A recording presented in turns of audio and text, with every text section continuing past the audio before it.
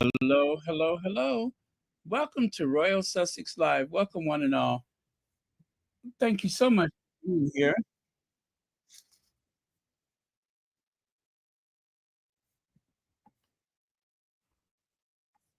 Oh, where the hell is that coming from? Um, that's weird. I'm sorry, I hear a little echo somewhere.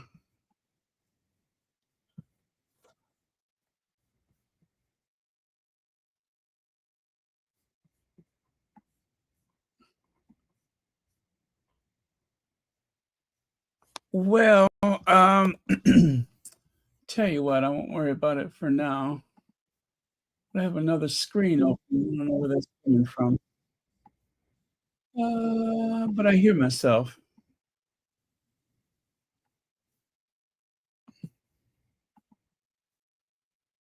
So, okay. I won't worry about it for now. Yeah, Will, where is that coming from?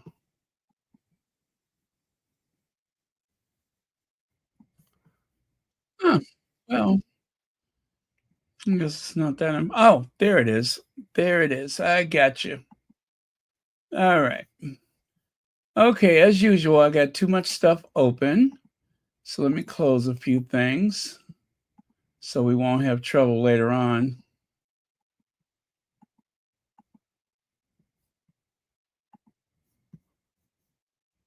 Okay, because otherwise my screen may freeze on me again. So, okay. Yeah, that should do it. All right. As usual, let me see. Connie Bomber. Hey, Connie Bomber. Mary H was here first. Thank you so much. I really appreciate that. Okay. I don't think we'll be here more than an hour. Disgusting. Careless Kate Middleton. Absolutely disgusting. Careless Kate Middleton. Shielding herself from the pouring rain, laughing the whole time while other people's children are making it the best way they can. If that was her children, we never hear the end of it. And of course, if that was Meghan being so careless, we'd never hear the end of it. However, it was Meghan, the Duchess of Sussex, who actually doubled back. Do you guys remember that during the Oceania tour? Meghan and Harry, they went to a cafe where they sat and spoke to some of the locals. So they put this elaborate spread out at this cafe um, for the Sussexes during their visit. And for all I know, perhaps the palace paid for it. I don't know. But whatever it was, that spread, which probably was a gift from the restaurant,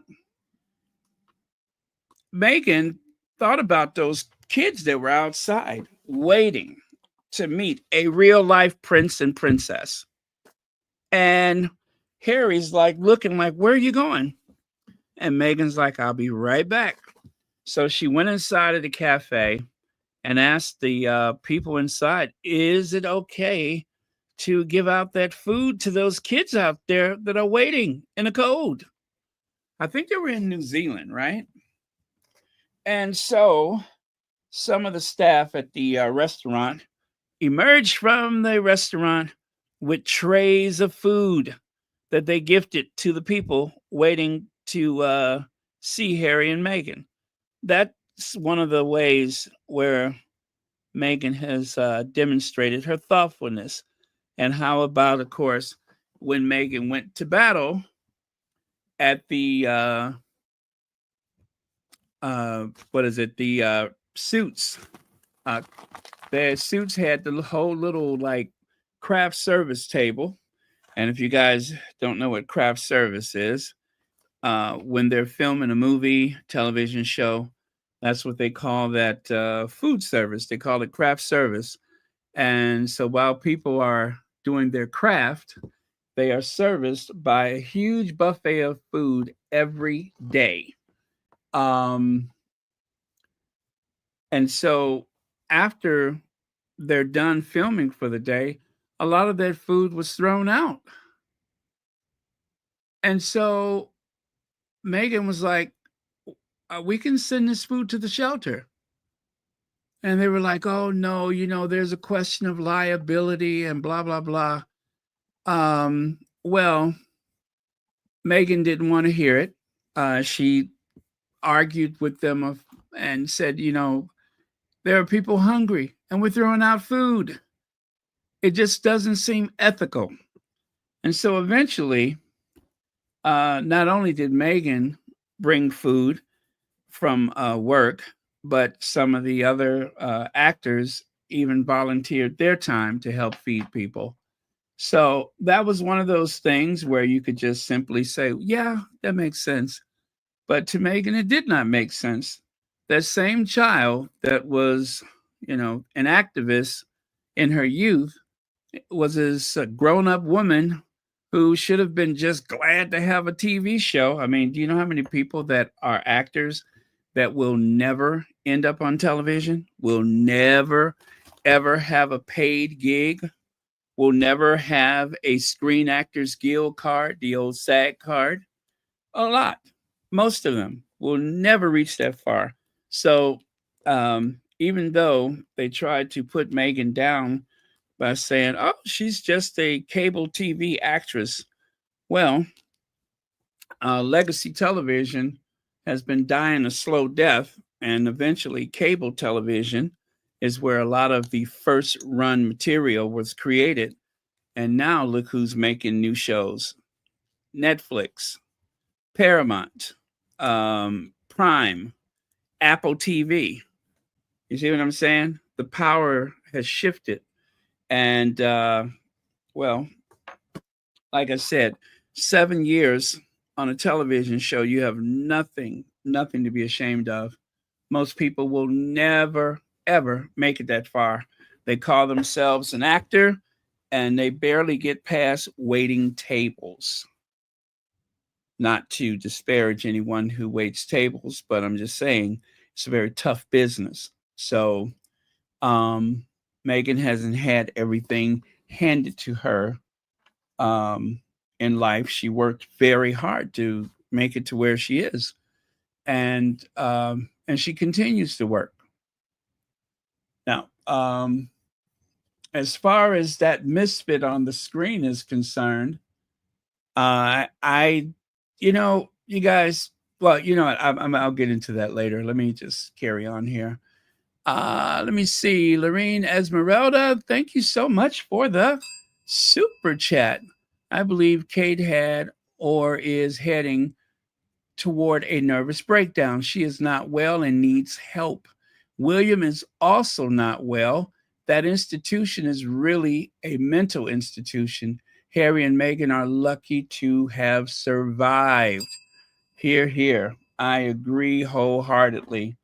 Um, as they again, they want to put Harry down, they want to put Meghan down. It is so, I mean, I feel triggered by that. Let me just say, I really do feel triggered by this assertion that they don't know what they're doing, that they're foolish, and all of those things injure me. When I hear those things, it hurts me because I I feel I can identify with them in so many ways. I really do. And I believe to some degree most people that have been supporting them over the years have a way of identifying with their situation. Now, people try to remind us, oh, but they're rich, they're privileged. Um, it's not about the money. It really is not about the money. Harry and Meghan were born to serve. They were born to serve. And not just because of circumstances. That's what their spirit is. You know how people say my spirit animal. Well, their spirit animal is to serve others. It's not anything that is forced upon them. It's what they choose to do. And of course, even though Harry was born royal, his innate talent with people, his ability to empathize with people is something that is his own born talent, that which he gets from his mother. So, but thank you again so much for the super chat.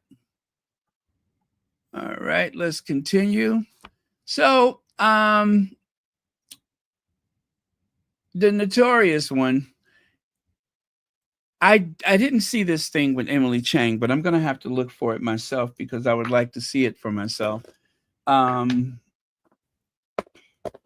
me do this. I'm going to set it up so you can hear what he has to say, and also you'll hear a bit of what she had to say. Very, very interesting. Okay. Okay.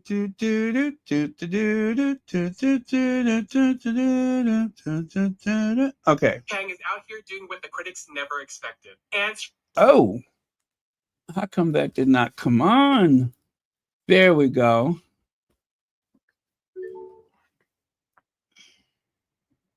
Emily Chang is out here doing what the critics never expected, answering questions directly, on camera, without hiding, without hedging. People love to whisper about pre-screened interviews, especially when it comes to Meghan, Duchess of Sussex. That includes final cut approvals or who controls the edits. So what does Emily do? She looks straight into the camera and answers it. First of all, someone asked, were the questions pre-screened?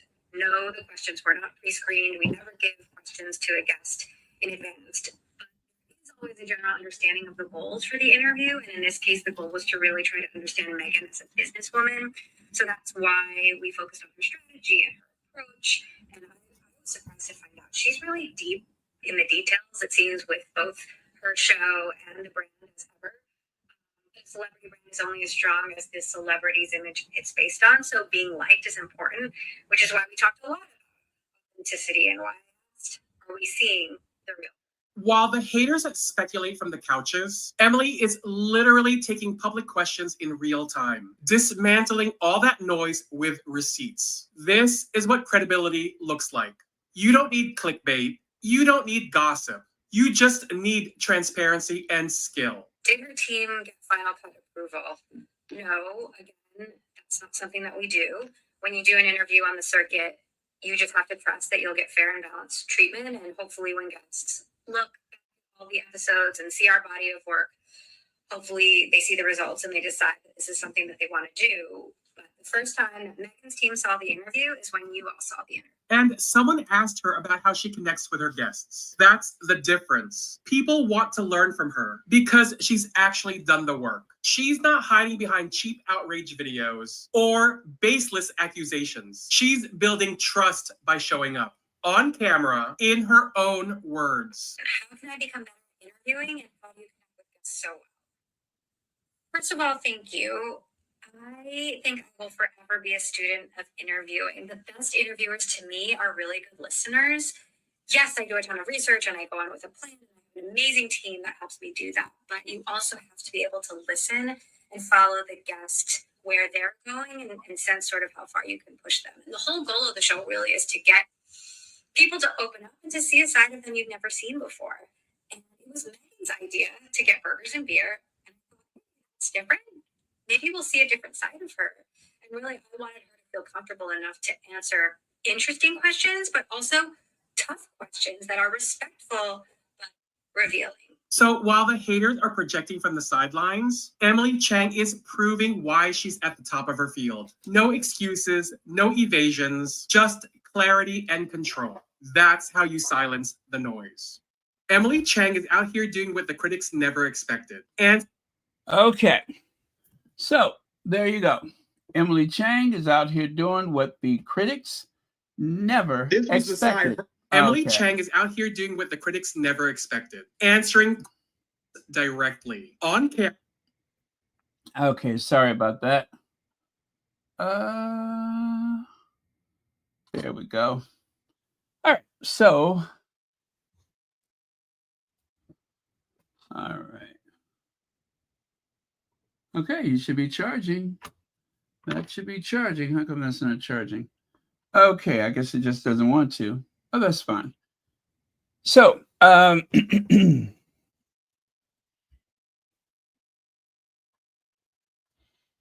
again, the notorious DJT. I think I got that right. Anyway, that was great. I have a lot of respect for Emily Chang. Meghan said, "I did not expect it to be easy, but I did expect it to be fair." That is the one expectation that one ought to have, is that things are not easy, but that they're fair. That's it.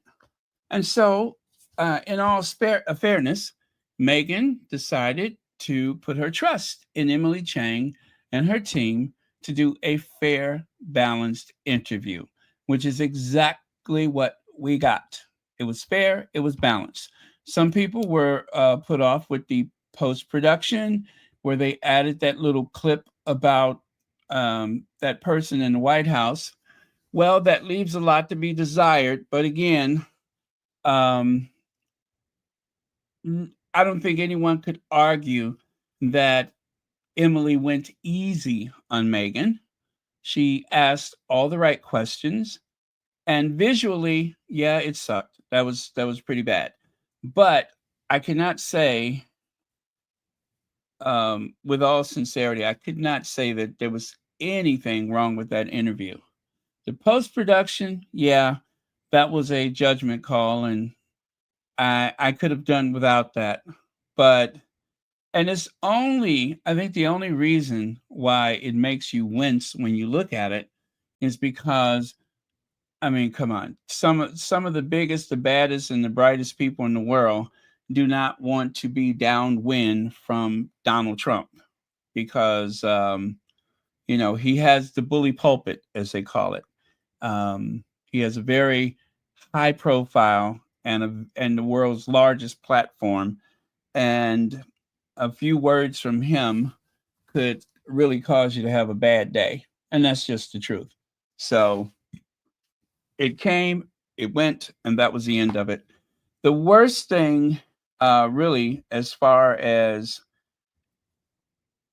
the occupant, as I like to call them, is that you have these very cheeky, very rude, ignorant reporters, usually from the right wing press, usually from the British tabloid media, that will ask a very leading question about Meghan and Harry, to the likes of which, you know, unfortunately, the occupant takes the bait and says something very snarky. And let's hope that's the worst of it. Okay, that's all I can say, is let's hope that's the worst of it. Um, but for the most part, I do not believe that the occupant dwells on anything to do with the Sussexes. It is usually something that is triggered by the tabloid media, and we all know why, because of the ongoing hate campaign. Okay, so don't worry about it. Is what I'm trying to say, is do not worry about it. There's worse things that's there for concern. But as far as, oh, they added this portion of to the end of the video, or the interview, I wouldn't worry about it. I don't think it's that big of a deal. Okay, let's move on. Now, oh yeah, and just I meant to show you these. These are just a couple of images that Emily Chang posted on her show. And you know what?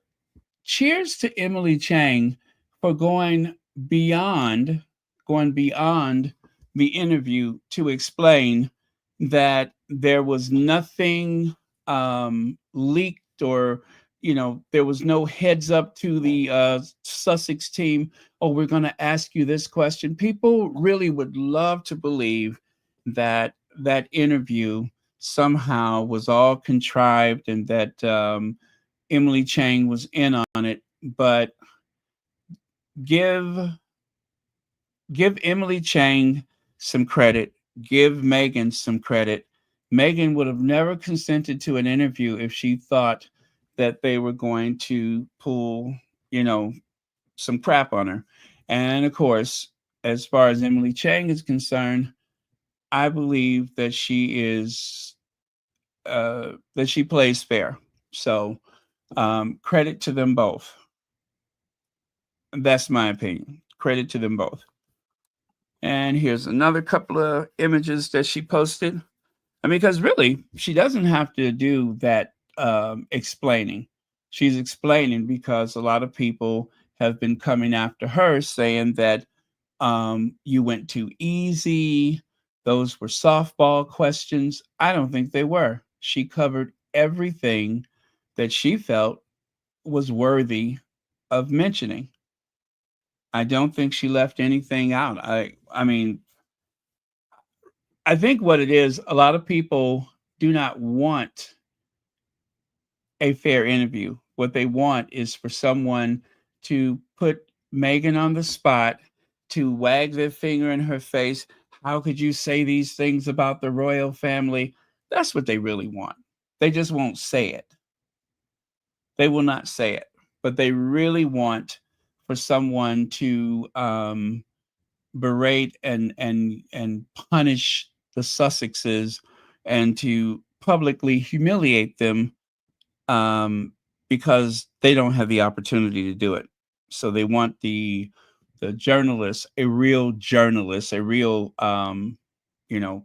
media type. They want them to do the things that they feel that the Sussexes deserve. I say they just deserve to be treated with respect and they deserve to be treated fairly. That's it, and that's all. Now, that spot of bother, this really backfired in the most epic way. And this is why I keep saying, stop telling me not to amplify them. Do not give them the attention. That's what they want. We should have a what is it? A blackout or the quiet silence, whatever they call it. Don't say anything. No, drag them, because they do not hold back. I just looked at one of those talking heads on a panel that was trying to say that Kate is the best educated in the royal family.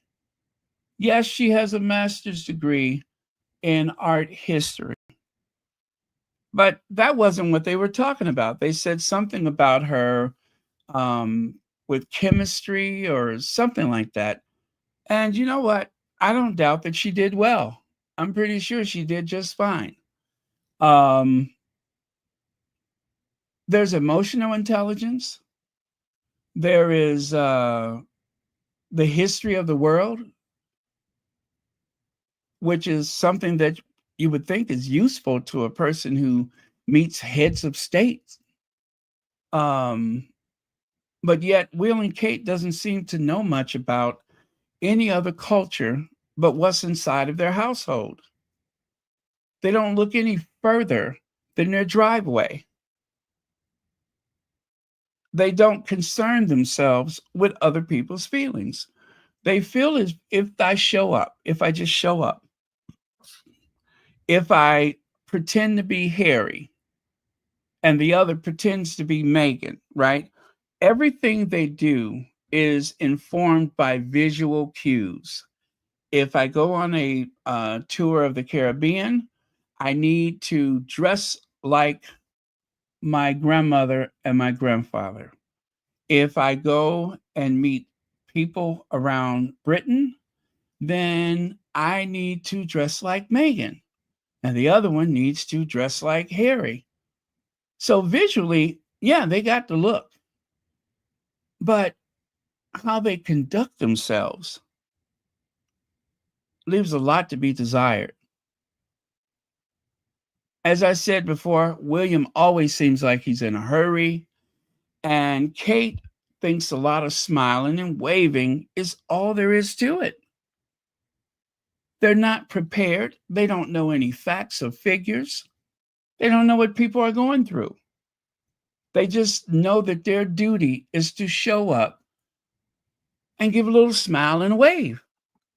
That's what William said. That's about all we can do. I mean, literally, you heard it out of his mouth.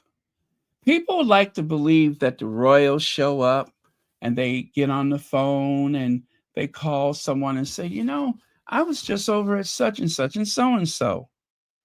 Surely we can do better. Surely there's someone who can help with this or that. That doesn't happen. When they leave, end of. Nothing else comes out of it except a photo op. The gift that keeps giving is the photo op. Other than that, there's nothing else. They're only there to serve themselves. I'm sorry we can only come and give words and comfort, but we are thinking about you the whole time and we really care about what's going on. So sometimes it's that's more than financial. Well, if we can give you the odd smile here and there, that's important. So, I'm sorry we can only come and give words and comfort, but we are thinking about you the whole time and we really care about what's going on. So sometimes it's that's more than financial. Well, if we can give you the odd smile here and there, that's important. So, We can give you a little smile here and there, and that's about all we can do. See there? That's it. We give a little smile, a wave, and we're out of here.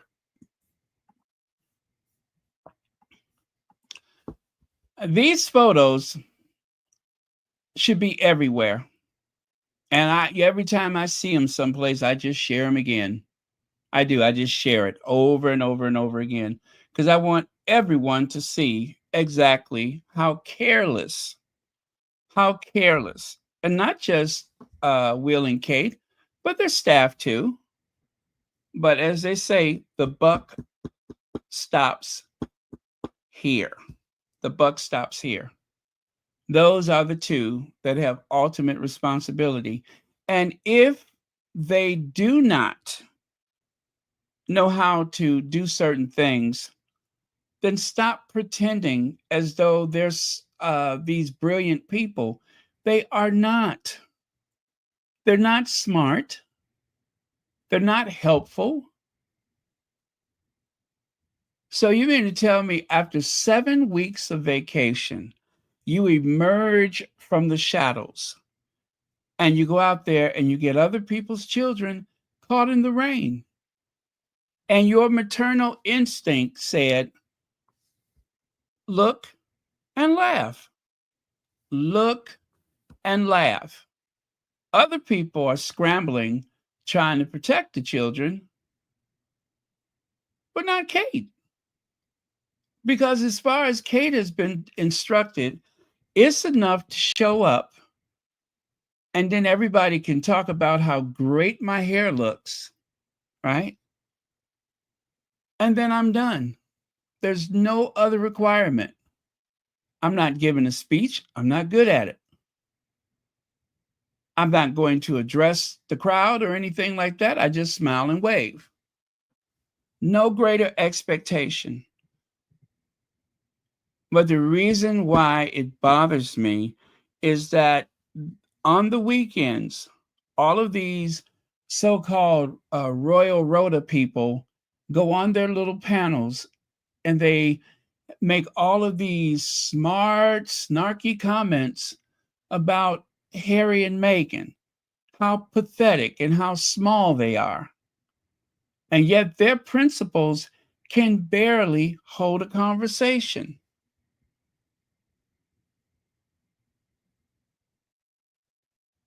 They barely show up for work.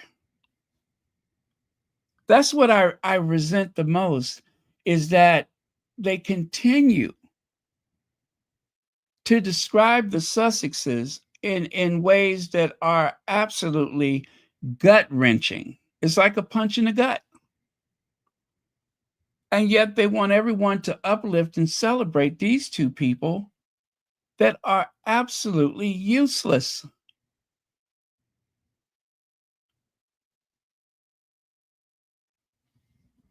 standing and posing, doing lots of big over compensating over these exaggerated hand gestures so that they look like they're really telling somebody something. That is just practice. They probably stand in the mirror doing that. If I use these hand gestures, it's going to look great in the video, which of course they did make a video with lots of soothing music, Will and Kate walking down the steps, Will and Kate addressing little groups of people. They did exactly that. They made their usual video that goes on social media to say, look at us, we're doing busy work. You see here? We're doing busy work. They do that every time. Every time. And those children are just props. The staff at the Natural History Museum, they're all props. They're all props for the video. Camera crew in tow. They go out for these occasions. They get some good video, and then we'll see you in 7 weeks.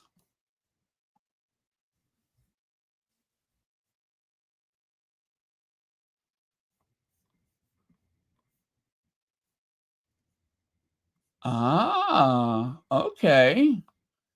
Thank you, Muriel. I'm going to have to make good use out of this one. Thank you. Someone sent me an article from 2014. I've never seen that one before. But yeah, I'm going to have to check it out. Thank you very much. Let me go to the next slide. I mean, look at that. That is absolutely disgusting. How come they couldn't just go inside? Why is it important for them to, oh, I forgot, nature. And of course, they go to the same formula. Kate dressed up like Meghan. And of course, the kids are wearing uniforms that look very identical to the ones from that school in Columbia. Remember that one? Yeah, with the kind of teal green tops. Yeah.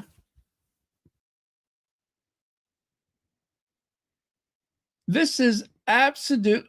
If this was Meghan, it would be all over creation.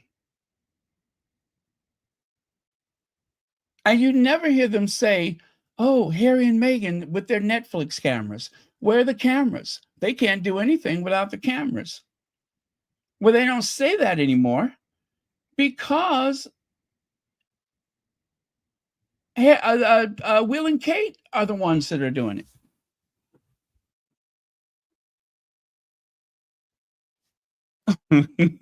Chewbacca. Woo! I love it.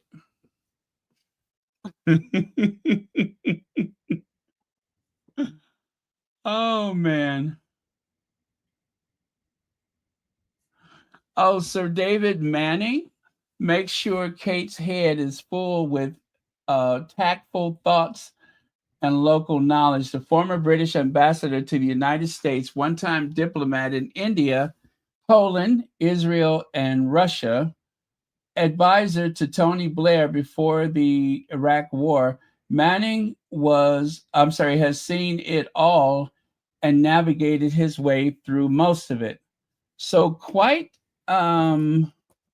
understandably, the Queen suggested that he might advise Will and Harry and eventually make sure Kate didn't put a dainty foot in at L.K. Bennett's heel right in it when she went abroad.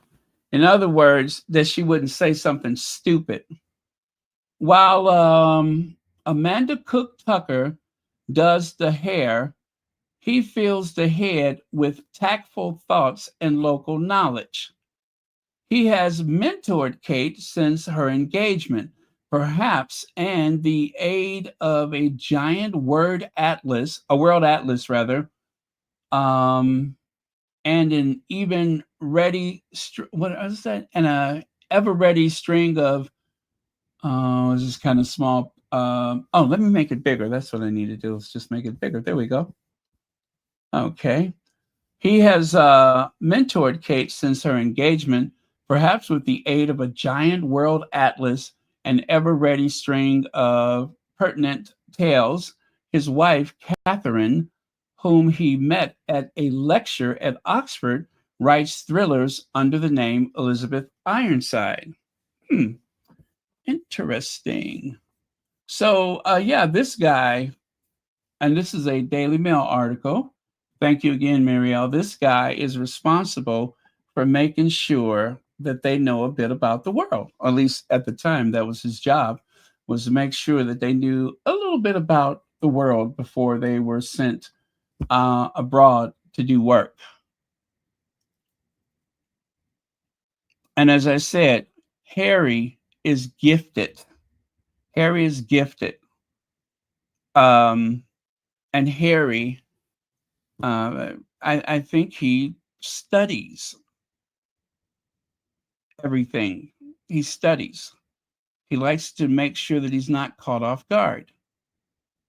So that when he meets these people, I mean, do you guys think that Harry would be friends with all of these world leaders if he didn't have anything to say?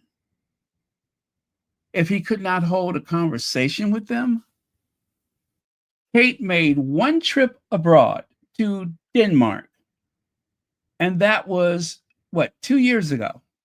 She went to Denmark. Very confusing. The Danish press are still trying to figure out why she was there. I'm still trying to figure out why she was there. She committed several breaches of protocol, like walking in front of the Danish queen with her main character syndrome, walking in front of the Danish queen, who is in her 80s? Or is she in her 70s? Even if she wasn't the Danish queen, you cut off an old woman and walk in front of her?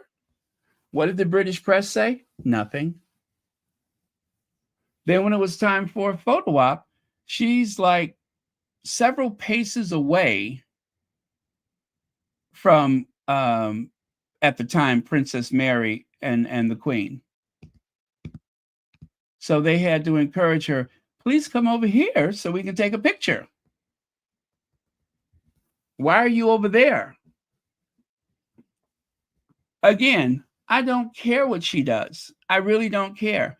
What I care about is the fact that on a daily basis, there is one put down after another for Meghan. And the only reason why they have to do that is so that they can try to uplift Kate. How many times do you hear them say, Kate never puts a foot wrong? What do you call that image right there? What do you call that? Or reaching through a chain link fence at those little children in Jamaica. What do you call that? I would say that was putting a foot wrong. So why would you say she never puts a foot wrong when it seems as though both she and William, they mess it up every time? There's always material after an outing or after an engagement. There's always something there. And it would have been exploited to no end if it had anything to do with Meghan.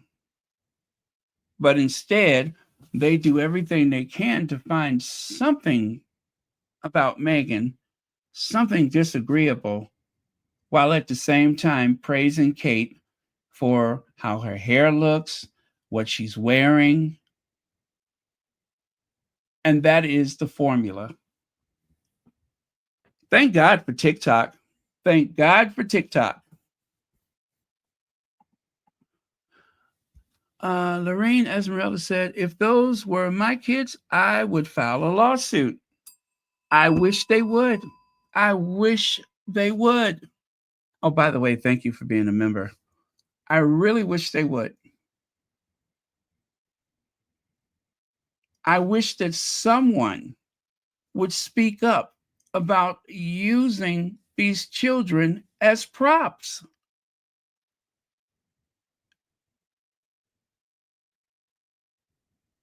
They do it for Camila. They do it for Kate. Not so often for Charles or William, unless Charles has, what's that person's name? Camila. Then the children have to be there. It's not to say that they never do it for Charles, but less often. And same with William, less often, but on occasion, they will roll the buses out. And what was the purpose of this event? Well, while the rest of Britain is gearing up for the 13th of September, William and Kate decided we'll go to the Natural History Museum so we can talk about being in nature and what that does for you. How we can be more in touch with nature. Because that is one of the more urgent, pressing issues for most people in Britain. Not paying the electric bill, not heating their home this winter, but how can we spend more time in nature? Well, you know what? If you don't pay those bills, you're going to have so much time with nature, sidewalks or pavements, if you will, shelters, food pantries.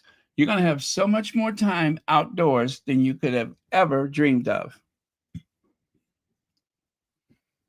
And while you're out doing that, the Welleses will be shopping probably for another home to add to the, well, how many are they up to now? 6? To add to the 6 that they have already. Look at those little girls. Look at them. That is heartbreaking. And Kate grinning as usual. She has a whole umbrella there. You would think that she would have pulled 2 or 3 of them. Here, come under here with me. No.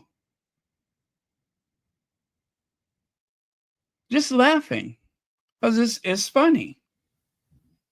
It's funny. At least to her it is.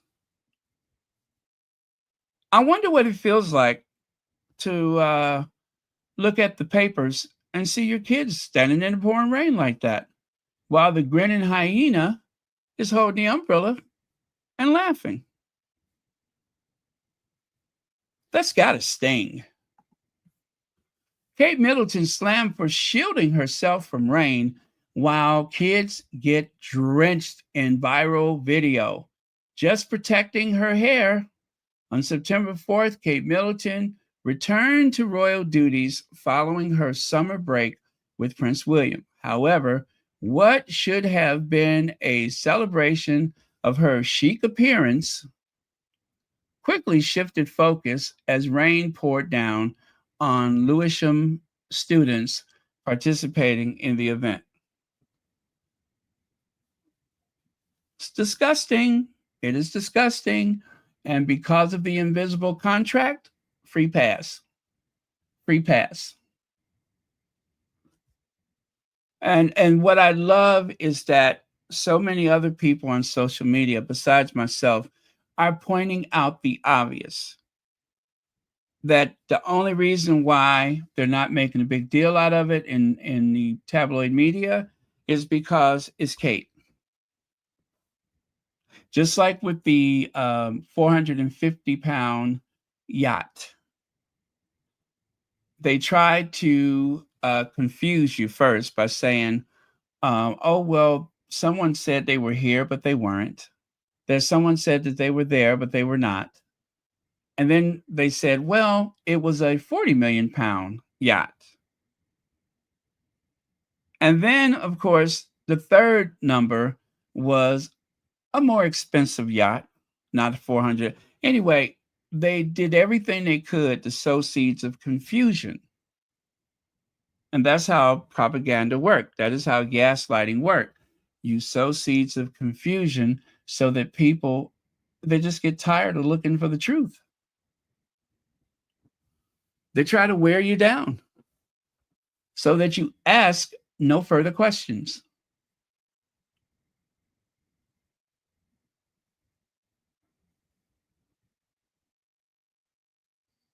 What is unknown is, do they ask the parents before the royals show up? I'm waiting for the day when someone with a voice asks the question, why is this allowed? Meghan goes down to Uvalde, Texas to comfort families. Is it a postpartum reaction? The surge of hurt and sympathy that Meghan felt for those young children that lost their lives, for their families. So she goes to give aid and comfort to those families, and the press mocked her for it. Kate shows up at a gathering that was unlawful for Sarah Everhart. That was an unlawful gathering. It was during the height of the pandemic. She was the only adult walking around with no face mask in a group that was larger than was permitted at the time. And what did they do? In order to hurt Meghan, the police wrote an incident report and put Meghan's name on it. Meghan, the Duchess of Sussex, was there, not Kate Middleton breaking the rules. And how did the palace react? Did they issue a statement? No, because it was deliberate. It was all deliberate.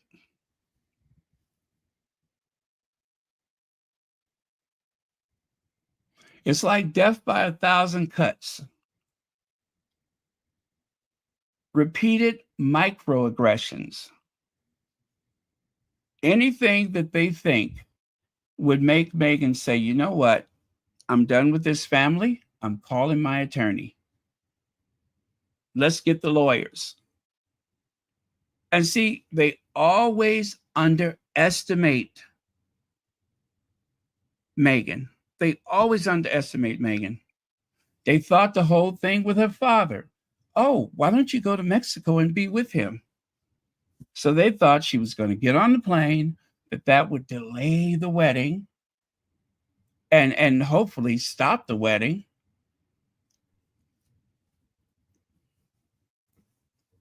And they thought wrong. They had the wrong one. They had the wrong Meghan. Meghan made a plan and she stuck to it. This is the man I'm going to spend the rest of my life with. This is the man I'm going to start a family with. And nothing is going to interrupt that. Not even Kensington Palace. And so I sat through a very frustrated, actually, it's been several occasions where, I'm working, I'm looking at these people, because there's a lot of information to be gathered.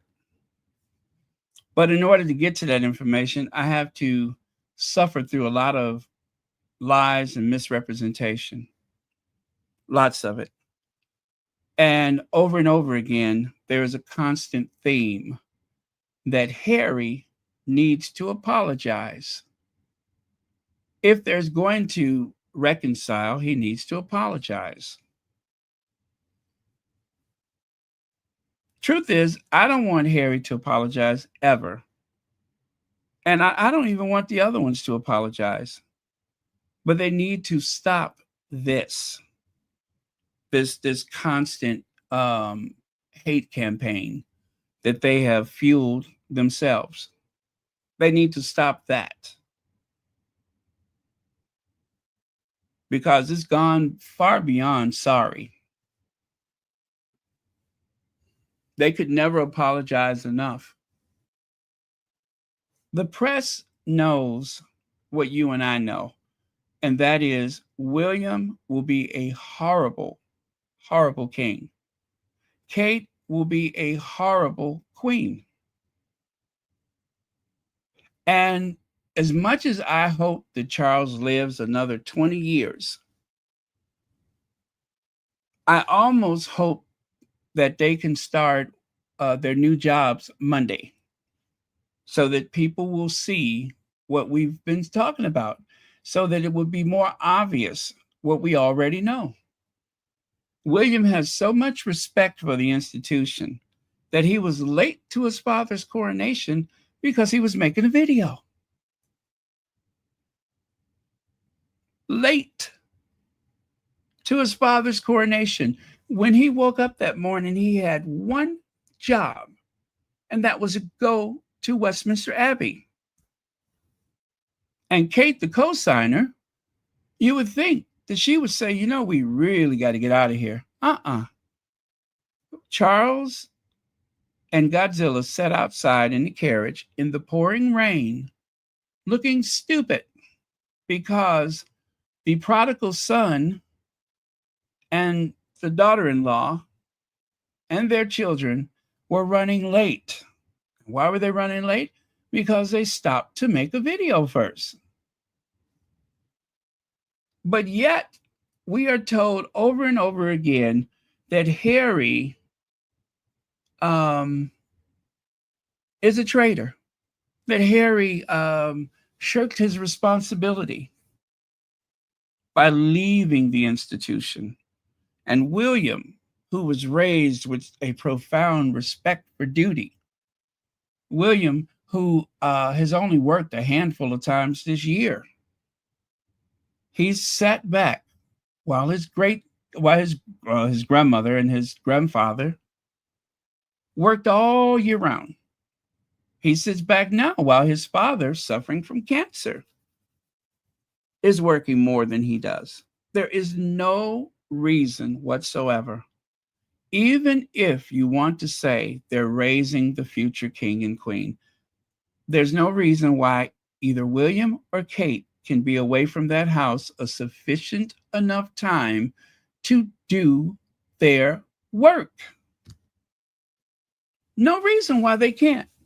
It's what they choose to do because the press is going to cover for them. So out of frustration, Liz Jones, Amanda Platel, they wrote these scathing articles pointing out the usual trope, Will and Kate lazy, hoping to jar their memories so that they'll know that they are supposed to do some work while you're choosing another home. You know what? I wasn't going to show you this, but I think I want to now. Let me see if I can find it.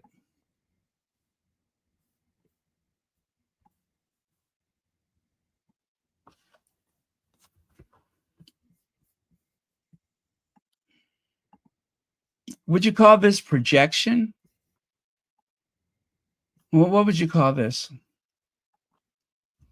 While Britain is bracing for what may turn out to be somewhat of a race riot or 2 or 3 on the 13th,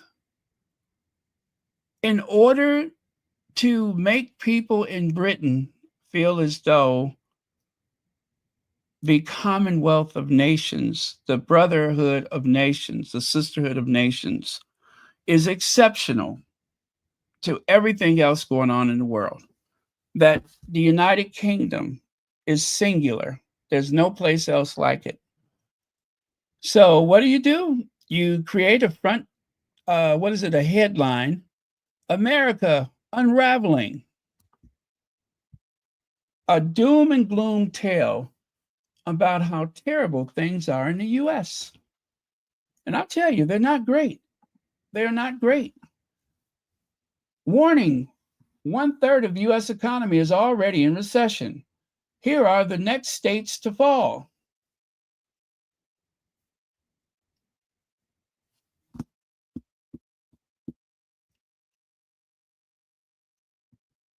What's going on in Britain right now? What has been happening in Britain that they can ignore it and throw everyone's attention to the US? And this is something that happens almost on a daily basis. I thought we were supposed to be friends.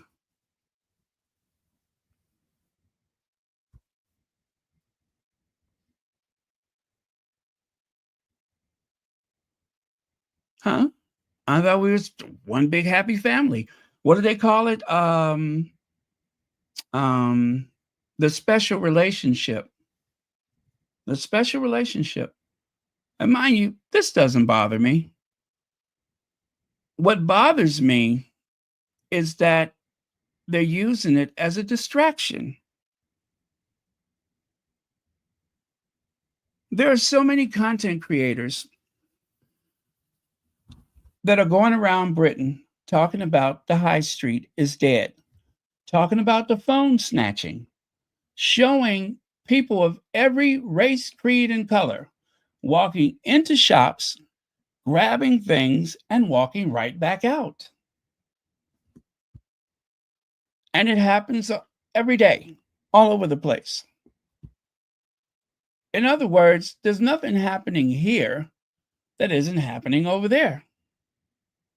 The only big difference is, there's more guns than people in the US, and that's a worry. And of course, I live in a city that is the chew toy for the Republican Party, Chicago, where they talk about crime, crime, crime, crime, crime, crime. And yet, they won't report the fact that homicides are down so maybe 30%, 40% compared to 2019, pre-pandemic. Down from pre-pandemic levels.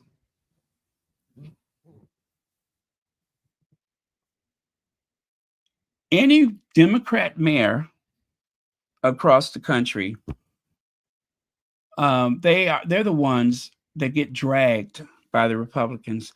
But while we're looking at this map, let me just point out New York, Illinois, California, those are economic engines. And there's a whole bunch of those red states, not the ones you see here, red states, but I'm talking about election day red states. Those red states, they get more from the government than what they put into it. Whereas I live in a state where we give more to the government than we'll ever get back. Same for New York, same for California. The blue states traditionally are wealthier, and it's been that way for a long time. Donald Trump said himself that he's always made more money under the Democrats than anybody else, meaning, of course, the Republicans.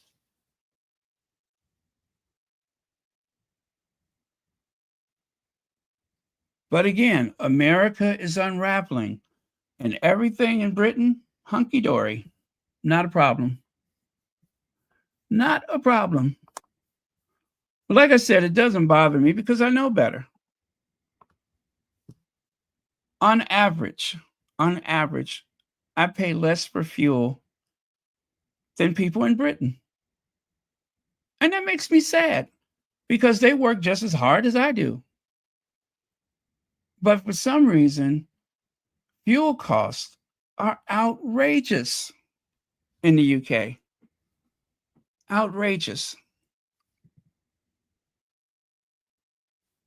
Throughout the summer, my air conditioner is going 24 hours a day. It's at a constant 74 degrees. And I have not worried about the cost. But if I was in Britain, number one, I probably wouldn't even have an air conditioning, which is amazing that most people do not have it, and yet their electric bills are higher than mine. What does that tell you?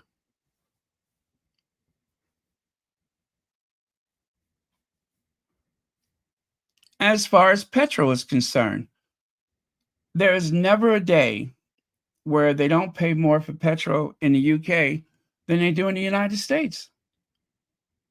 And yet you have these big, what is it, Shell Oil? Isn't that a British company?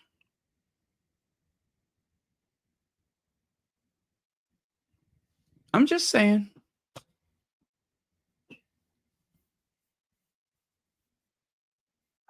But they spend so much time dragging Harry and Meghan as though they are the ones that have impacted the global economy.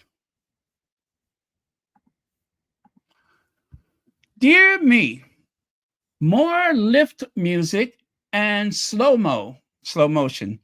One huge cliche to highlight very little. Now, that is someone who watched the video on Will and Kate's social media where they're moving in slow motion and they got all that, that soft music with the guitar and everything, because that is going to help people heat their homes in Britain. That Will and Kate have home number 6, that Will and Kate spent some time with other people's children in the pouring rain. That is going to help feed people in Britain. Because I'm going to look on social media and I'm going to say, oh my God, is that Will and Kate? I better buy a plane ticket. I'm going to go and stand in front of Buckingham Palace. I'm going to go and buy a tea towel, even though I don't know what the flip it is. I'm going to go buy a tea towel with Will and Kate's picture on it. Oi. I don't even know what it is. I don't know what you do with a tea towel, but damn if I don't need one. And hopefully that will be part of the billions that they say contribute to the British economy, because, oh my God, I love those royals so much. I have to drain my life savings so I can go over there and buy a tea towel or buy some High Grove ham or whatever they got. After 2 months of private jets, mega yachts, it's really good to bang on about the environment, so long as it does not have to do with you. Oh, did I miss one? Yet you let the children get soaking wet when you and Willie kept umbrellas to yourselves. How about this one? Oh no, the blonde makes her look old. Yeah, it does. Oh, how about this one? The 2 lazy and unhappy zeros are out. What a shame. You know where I found these? On the Kensington Palace Twitter account. After I got through looking at the slow motion video with the pretty music. That's where I found it. Peroxide Princess. And remember, they took this down because I guess the palace deemed it offensive. And they replaced it with something else. Good Lord. You know what? When I saw this, I said, what does this remind me of? Oh, yeah. Just tragic. Princess Kate, stylists revealed the real reason Kate Middleton gone blonde, or blonde rather. They call it blonde, brunette, blonde hair, I guess, blonde. Anyway, it hides the gray, makes you look younger, and thickens up your locks. Really? I didn't notice that. Oh, and don't forget, Kate has experimented with her looks before. I never looked at that photo on the left and thought hair extensions. But now I'm thinking hair extensions. Yeah, most likely hair extensions. What's that? The wig looks dry. I heard someone say that it looks ashy. What has Kate done to her eyebrows? She can't leave them alone, but critics say the results are unflattering and aging. This is something Kate has been fighting with for a long time. You see that? That's from 2016, pre Meghan. Duchess of Cambridge sported thick, dark, waxy looking brows this week. Her eyebrows were noticeably darker and bushier than in December. Over years, they've changed beyond recognition, not always for the better. See the latest Kate Middleton? Oh, well. Okay, look at this. Look, look, look. This girl has been experimenting for years, and nothing seems to work. Thicker, thinner, arched, straight. Let me see. If I have to say which one is flattering, I'm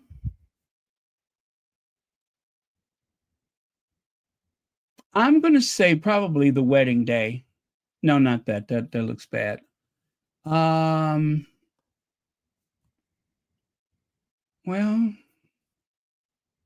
maybe February 2016?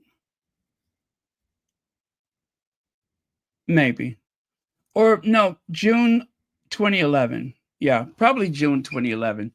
August 2012, bad. November 2006, bad. August 2004, bad. November 2010, bad.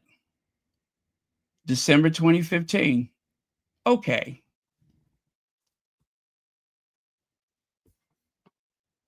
This is a mark of insecurity. She just won't leave him alone. So if they wrote a book about Kate's fashion, they would call it The Middleton Approach to Fashion, a mess. The Middleton Approach to Fashion. And of course, if they ever wrote a book about her eyebrows, they'd call it Plucked. Kate's Guide to Perfect Eyebrows. Plucked. Yep. She should write a book called Plucked. Her unyielding determination to get the perfect eyebrow. Plucked. Coming to a bookstore near you. All right. Here we go. Sarah Vine wrote How Kate Went from Drab to Fab. Now look at the dates. June 2019, July 2019. So how Kate went from drab to fab, from eyebrows and what is that, Pilates, to a new style guru. Our experts revealed the Duchess of Cambridge's secret to looking dazzling. And when it comes to Meghan, my memo to Meghan Markle, following her Vogue editorial, we Brits prefer true royalty to fashion royalty. But yet, you don't mention Kate unless you have something to say about what she wore, about her fashion choices. Even when Kate says that my work is not about what I wear, that I want people to focus on my work. That lasts an afternoon, and then it's back to the same. The only thing that's different is that they have the constant comparisons to Meghan. Microblade eyebrows, go-to smoky eyes, rose blush, sparkling lips. No matter what they do, she still looks the same. It does not make a difference.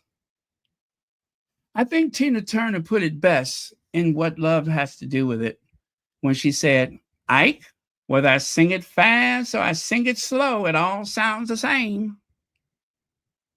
What you say, Anna Mae? Whether I sing it fast or I sing it slow, it all sounds the same. Well, whether she plucks them hard or leave them alone, they all look the same.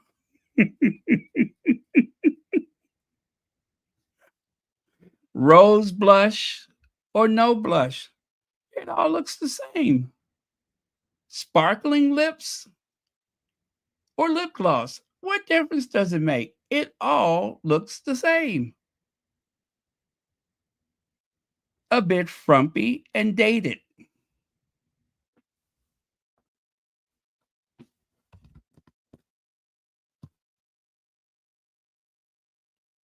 They make big announcements about how her look has changed. And you know where that comes from?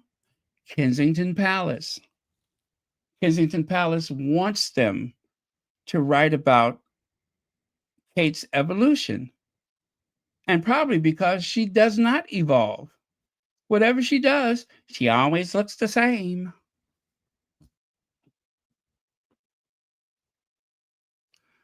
But this is what I'm talking about right there. Is in order to lift Kate up, they have to put Meghan down. And I'm tired of it. I'm sick of it. Do you hear me? Sick! I'm sick of it.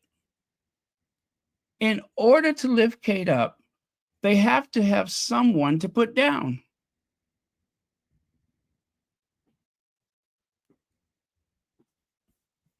They've been doing this for what, 7, 8 years now. Is there no end to it? Kate has been fighting the battle of relevancy since she was introduced as William's girlfriend. And she still has not figured it out. She does not have a look for herself. The only thing that I could think of, if someone asked me what is Kate's overall aesthetic, I would say big hair and coat dresses. That's it. Big hair and coat dresses. But otherwise, there's absolutely nothing of substance. Nothing. Nothing that moves the economy. There is no Kate effect, although they've tried to write articles saying that there is. There are no young women. I'm talking about children. I'm talking about young women. Where's Club Kate? Where is Club Kate? Where are the, I don't know, high school age young women that know that Kate's making an appearance and they all gathered together so that they can cheer her on because one of these days they want to grow up and be just like her? The truth is, it does not exist because nobody wants to be her. Although the tabloid media, they're convinced that that's what bothers Meghan, is that she can't be more like Kate. That's what they say. You see that right there on the left? That sly grin is Kate, sure of herself, that this one day return to duty will forgive the past, what is it, 8 months of inactivity. All has been forgotten because she graced the world with her appearance. As she stands there and smiles over those poor children that have just been soaked, through and through. I don't see the kids smiling, but Willie is smiling and Kate is smiling, and that's all that matters. I know, isn't it sad? By the way, Heather Stroud, I hope you got the email I sent you. Please take a look at it if you can. But again, thank you very much. Let's see. Sarah Vaughn should really spend more time searching for her own missing neck.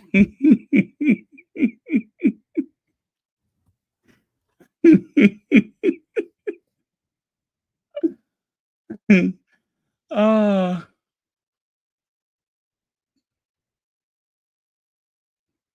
yeah, 2 wigs sewed together. 2 wigs sewed together.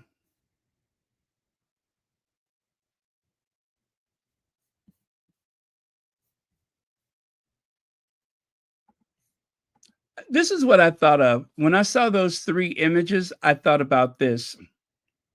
Someone who was very vain and full of themselves, someone who thought that they could grace the world with his presence and that should be good enough. Someone who had so much hubris that they felt as though they could do whatever they wanted to do. I believe that is Charles the First.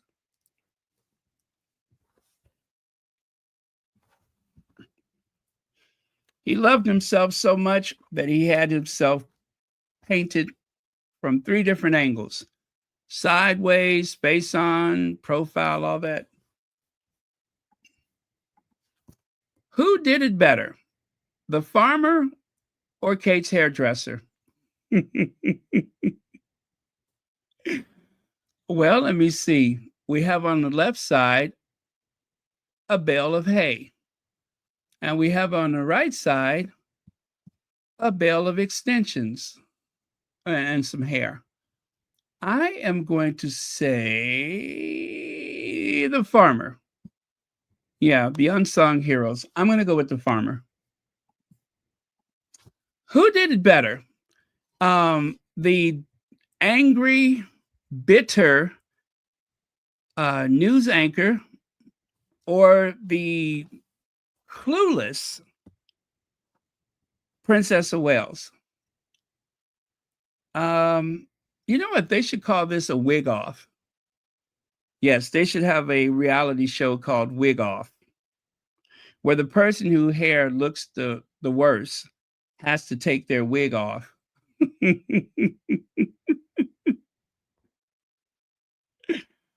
Oh, man.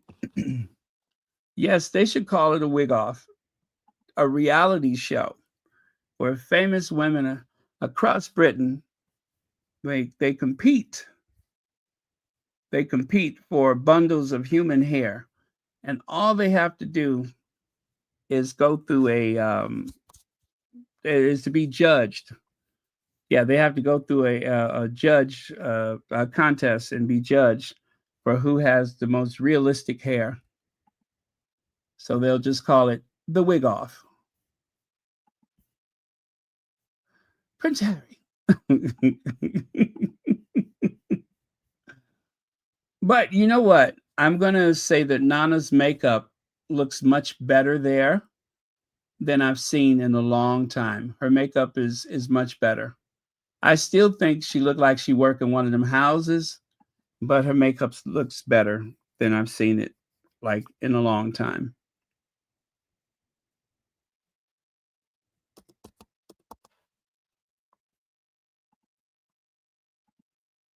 That King Charles may never be Prince Harry. Prince Harry. Prince Harry.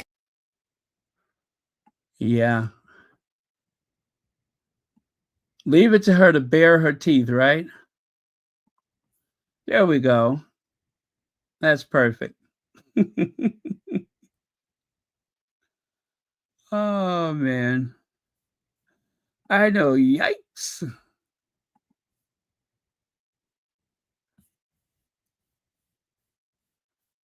Oh, well, let me continue here. Now, as I said, Copy Kate. This has become her new work uniform. And as I said, this is a deliberate form of bullying. This stalkish-like behavior is a form of bullying. It is to remind people that you can easily be replaced in the hearts and minds of people.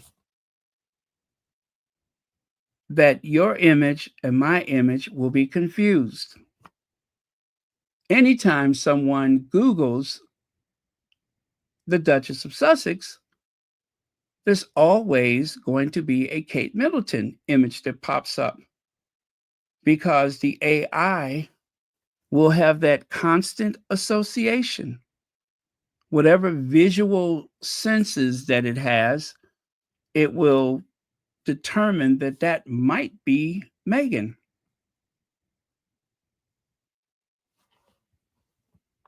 It's deliberate, you guys. It is all deliberate. Make my hair look like Meghan's, but don't make it too obvious. See what I mean? This is the next step in an evolution of her appearances, is that increasingly she wants the two images to melt together. God, I hope that. I hope so. I do hope so. Oh, okay. This is a doozy. Kate Middleton knows how to set a trend in motion. On Thursday, the Princess of Wales debuted a new blonde hairdo at the Natural History Museum in London, and the royal hairstylist predicts the color will be everywhere in the coming months. Joined by her husband, Prince William, Middleton wore a highlighted tresses in an off-center part with voluminous curls. Neville Tucker, the owner of Neville's hair salon in Mayville, which was once one of Queen Elizabeth's favorite places to get her hair done, told Vanity Fair, the princess' new color is likely to spark a trend. God, I hope not. I hope not. Gosh, don't let that happen. I don't think it will, you guys. I don't think it will. It's just not going to. Because most people are looking at her hair and they're saying it looks like a wig, right? And as long as people look at her hair and see wig, I don't know too many people that are going to go out of their way to look as bizarre as that. Kate's gone for a strong look that is really noticeably different to how we are used to seeing her. By the way, this is page 6, so that's propaganda. They're trying to help Kate with this article. Let me see. She's been playing with blonde tones for a while, but last year she was the darkest she had been in a while. It makes the change quite dramatic. I would say this is the blondest we have seen her. She looks as though she's had a full set of highlights. It was seen as more fashionable, but Kate's going to be asking for blonde or honey tone highlights. For her public appearance on Thursday, the princess was clad in a dark gray Ralph Lauren blazer. Meghan wears Ralph Lauren, an American designer, by the way. A white, WNU button-up, whatever that is, black trousers, and brown suede loafers from Pretty Ballerinas. Middleton was last spotted at Wimbledon in 2025 with her signature chestnut brown hair. We're loving this new beauty era for her. Nobody's loving that. Again, they're trying to make it seem as though Kate has not made a terrible, terrible mistake. Tom Sykes wrote, let me see. Oh, and by the way, thank you, Zandy Sussex. Tom Sykes tracked down experts in wig and extensions. They confirm Kate's hair is fake. He concluded that the reason Kate is looking a mess is because Natasha Archer is no longer around. Remember, Natasha's job was to stalk Meghan and copy her wardrobe. So again, Tom Sykes, Newsweek, who's always dragging the Sussexes, but occasionally he will drag other people. Fake, fake, fake.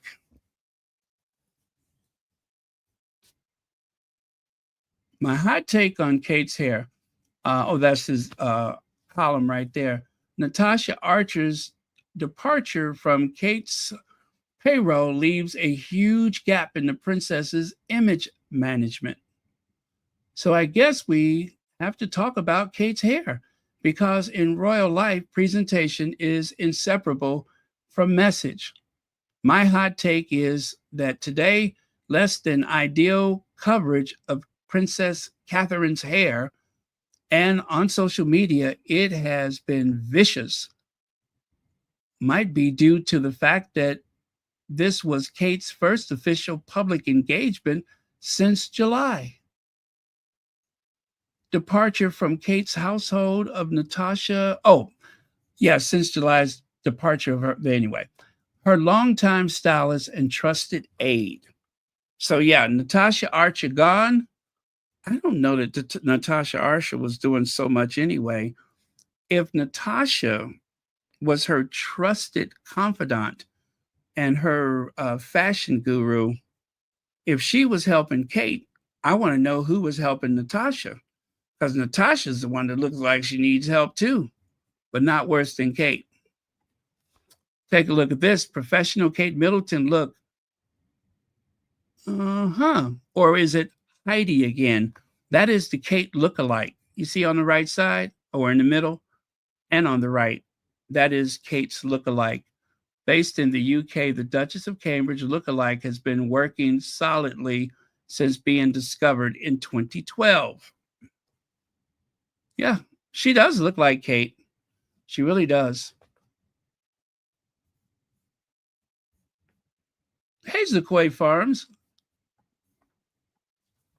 Who is Kate Middleton's double and how much did she get paid for appearances?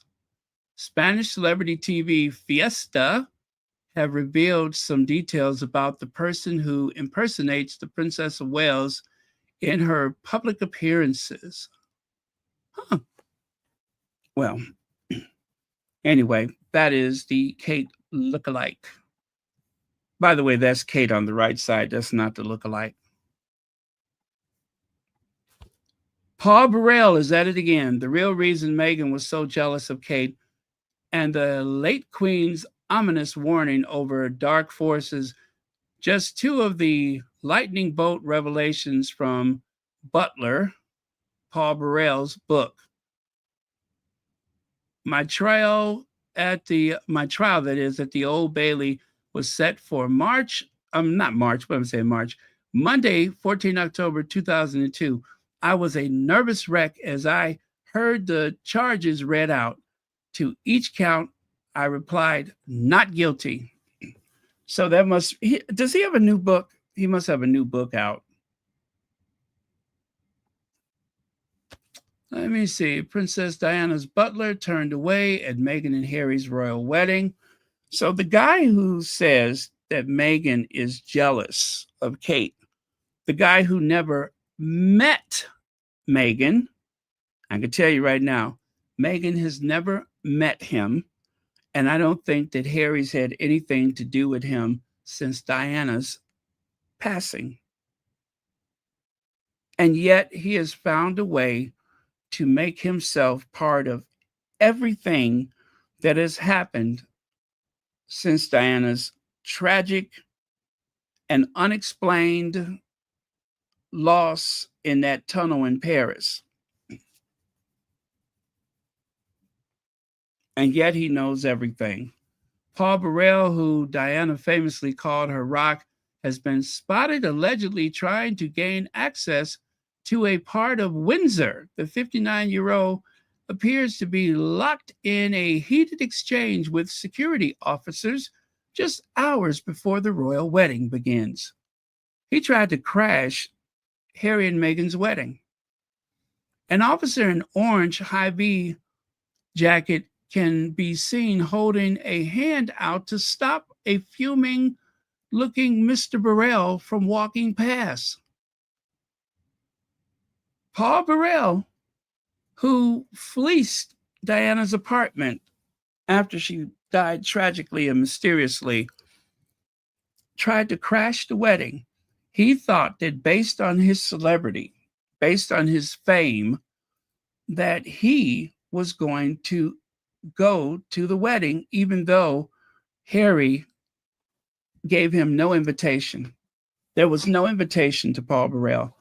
Harry does not like this guy. Harry does not talk to this guy. And yet he showed up in 2018 trying to enter Windsor Castle so that he could crash the wedding. He wasn't even invited to stand outside of the church.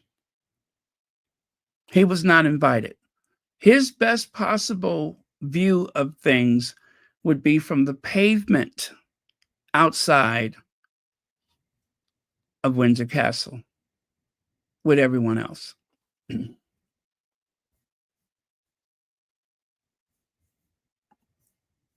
See there? There he is with his boy toy. I believe the young man in the black t-shirt is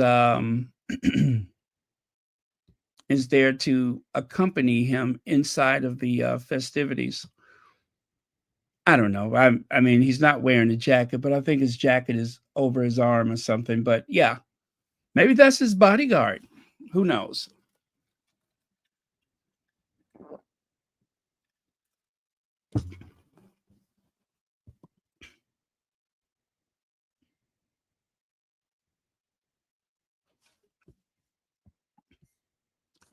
Paul Burrell used to change Prince Harry's nappies, his diapers, his nappies, but he doesn't expect that will be enough to get him invited to the royal wedding of the year.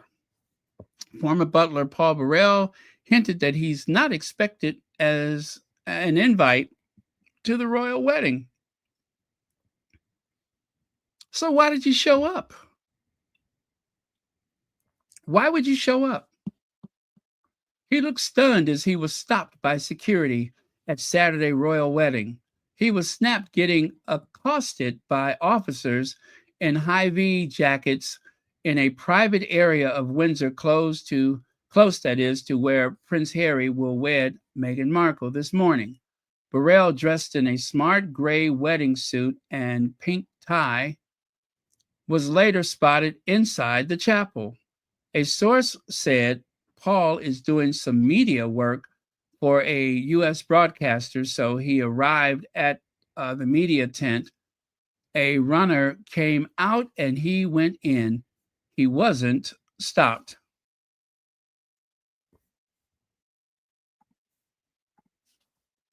Let's take a look here. A list of items allegedly stolen by Princess Diana's butler. Princess Diana's longtime butler and confidant, Paul Burrell, was initially arrested on suspicion of theft in January of 2001, following a pre-dawn raid of his home in northwestern England. The police searched Burrell's residence for more than 12 hours and seized 342 items that they believed were stolen from Diana's apartment in Kensington Palace.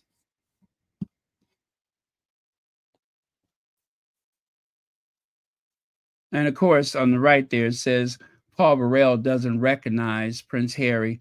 Well, Harry was, 12 years old, 13 years old the last time that you were anywhere near him? You're not supposed to recognize him because he does not have any type of relationship with you whatsoever. He was a kid. Oh, Paul Burrell slinks back to Britain after being shunned in the United States. Diana's former butler is living alone above his flower shop. Well, I think on the left side, he had purchased himself a home in Florida, But when some of the money dried up from his, you know, tell-all books and everything, he did not make such a big splash in the U.S. I'm going to tell you what I think happened. I think that Paul Burrell thought because Meghan was from the U.S., that there was going to be some huge desire to have all these British commentators on American television. Well, that worked for about a year. And then after a while, one by one, they were all excused, except for, of course, Omid Scobie. And what's the one that lost her eyelashes? She was there for a while until she was caught in a big lie. But yeah, I think that he probably was hoping to get a permanent gig on American television. It says there, it seems Americans have lost interest in his book signings and tea parties, which saw the former servant charge large fees to talk about his closeness to the Queen and Diana, as well as demonstrating the art of pouring a proper English cuppa. Isn't that something? That's what he was doing. He was trying to make money off Americans. That dried up, of course.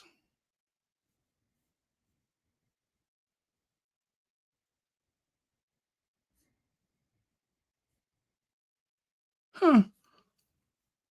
I don't like this guy. I do not like him.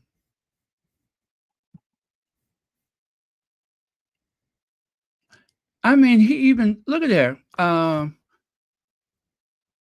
Pre-dawn trip to Kensington Palace shortly after Diana's death of Diana, Princess of Wales, to take away some of her clothes and valuables.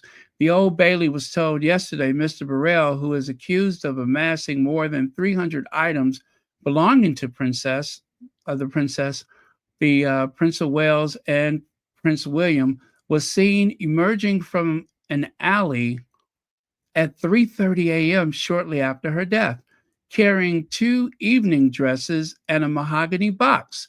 Now, you know what? You guys, that mahogany box, let me tell you something about that. There was something of an insurance policy, allegedly, that Diana had in that mahogany box. By the time they got the contents of that box, by the time they got the box back from Paul Burrell, it was reported, allegedly, whatever contents that Diana felt kept her safe from what happened to her was gone. Okay? Which is why they went out of their way to mention a mahogany box. He had reversed his Ford Escort close to the entrance of the luxury apartments, the prosecutor alleged.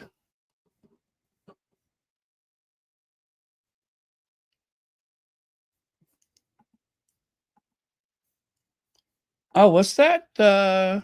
Kate doesn't have a master's degree. She has a major degree in art history. Meghan has a double major.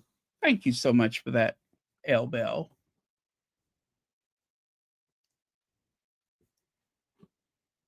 Let me see here. Oh, okay, I don't need that. Royal duty, a royal duty. Now, is that the title of the book, or is he describing himself?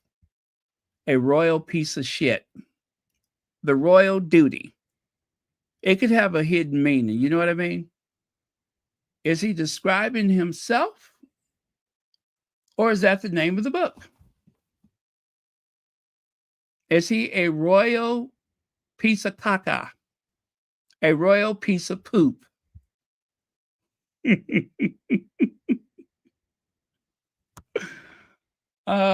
I say he's describing himself a real royal piece of crap. This guy right here, what's his name? Adil Ray.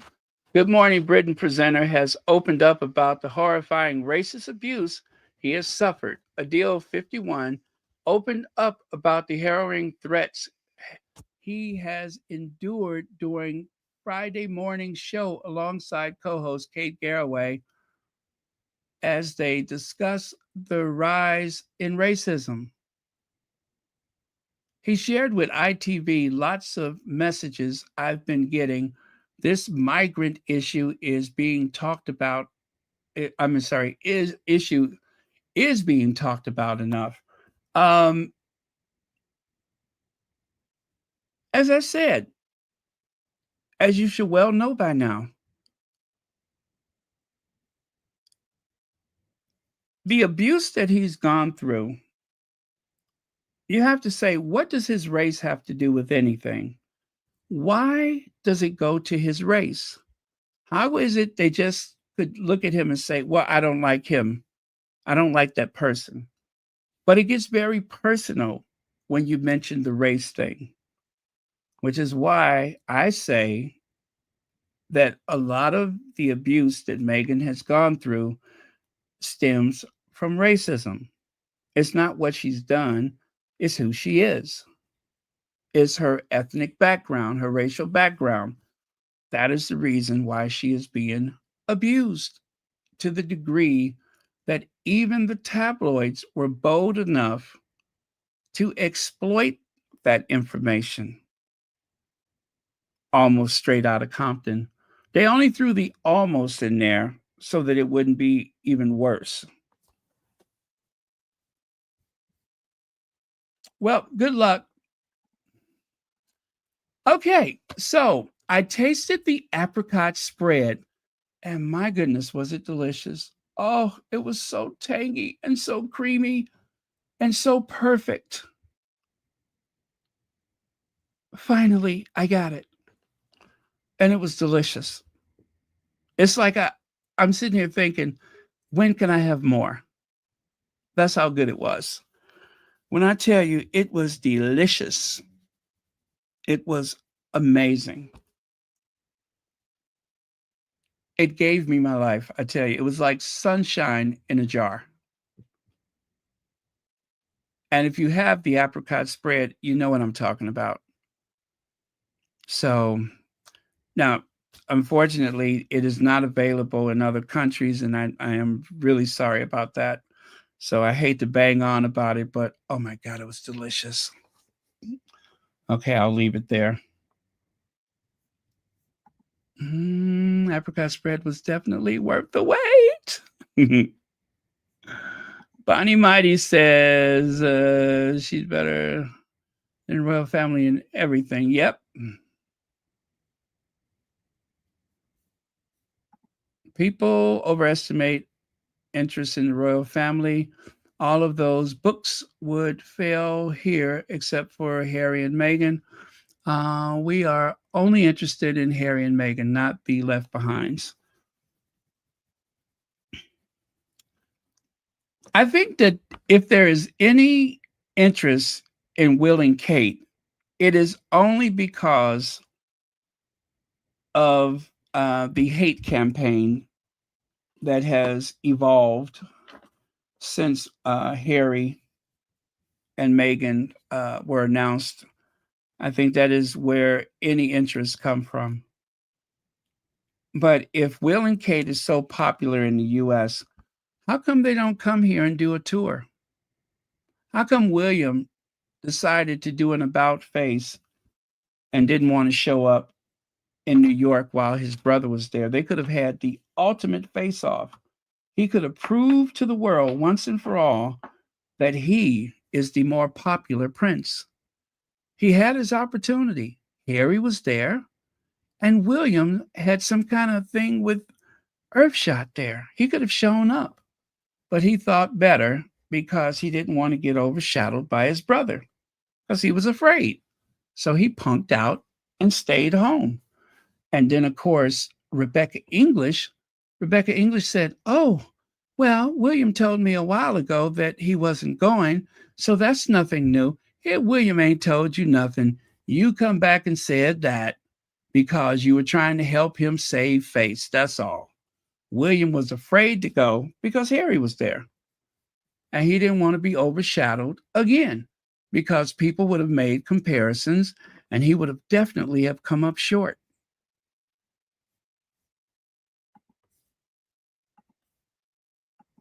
I can't wait to bake these little gems with Emmy. We'll take a look there on the left side. Thank you, Meghan. And as ever, official. Yeah, that's what it says at the bottom. Those are the napkins, by the way. Remember they said they got some as ever napkins? That's the wooden spoon. You can see it a lot clearer here. And that's that gift box that she gave out to several people. Thank you, as ever, official, and Meghan for surprising us with this little beautiful free of charge after our original order was sold out. In a world where customer service is dying, it's lovely to know the team at As Ever still cares. Which, by the way, I'm not sure I can mention, but to the person who sent me the gift box, they did send the As Ever apricot that was missing from the order. So I did get it. And from what I can see, you were refunded for it. So there you go. Now, the thing is, I should have another jar of apricot on the way because I also ordered one and didn't get it. And so to the person who gifted me the box it was in June, was it? Or July? June. Anyway, if it wasn't for that order, I wouldn't have received the apricot because the one that I ordered is still not here. So hopefully I have another jar on the way. Hopefully I'll have one. But because the first one is so good, it's not going to last long. Oh my God, you guys are going to love this. You are going to love this. You see Queen Camila after a few bottles of Prosecco. Is it Prosecco? Prosecco? I don't even know what that is. Is that a drink? Yeah, it's got to be. Anyway, let me show you this. This is what happens after you've had a few drinks and Camilla comes trundling down the street. Poor Camilla. Poor Camilla.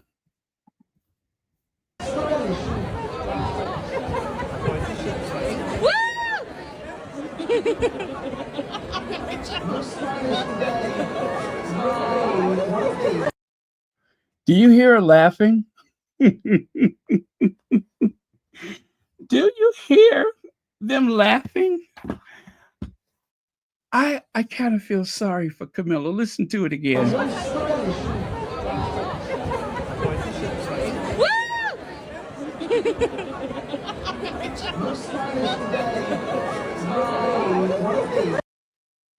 It's kind of like, it reminds me of that scene in Color Purple when Sugar Avery took a good look at Whoopi. Remember that? When she that's what that reminds me of.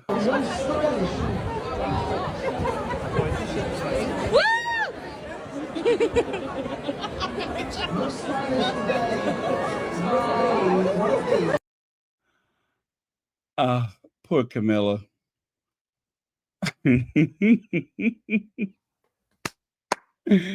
That's all you need. It's a good thing they weren't smoking, because if they were smoking, they would probably have been hospitalized for laughing. They would have probably busted their spleen from laughing. But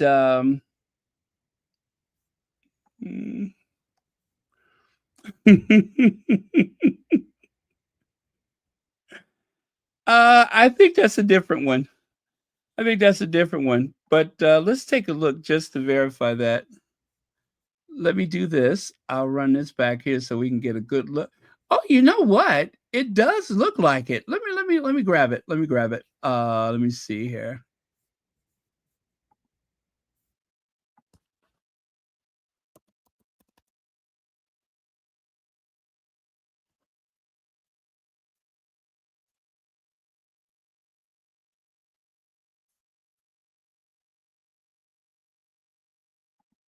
There we go.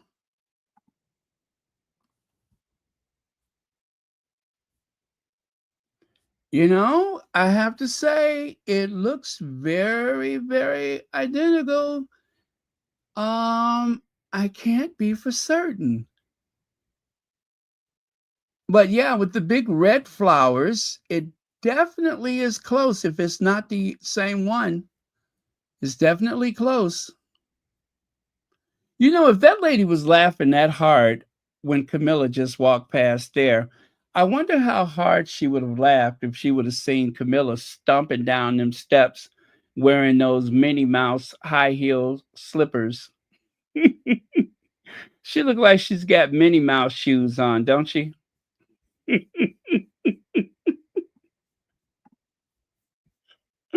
Minnie Mouse shoes. I swear that looks like Minnie Mouse's shoes. I'm trying to find a good picture of them.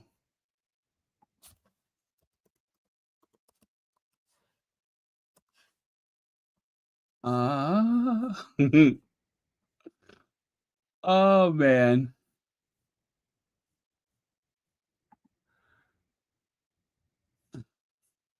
Yes, that's what they look like. Okay, okay, let me see if I can get you a picture of it here.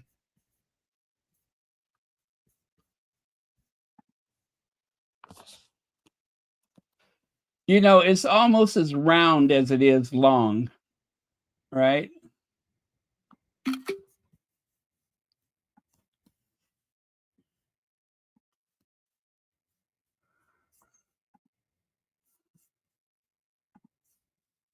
Okay, okay, here goes.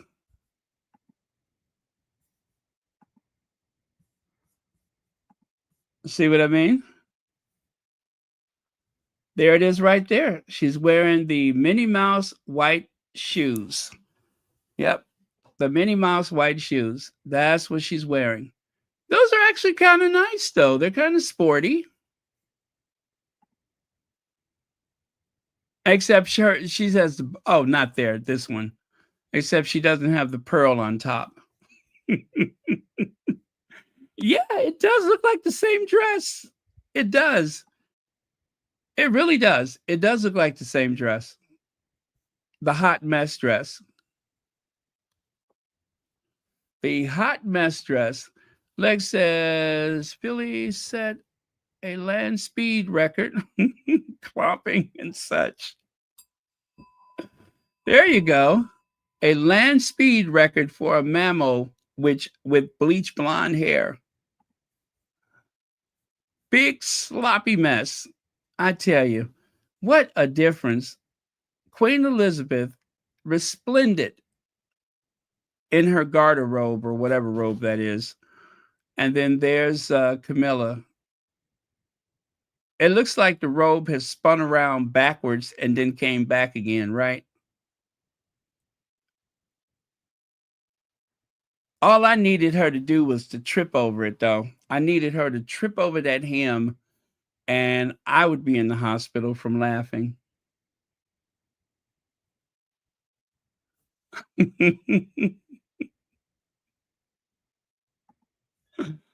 uh,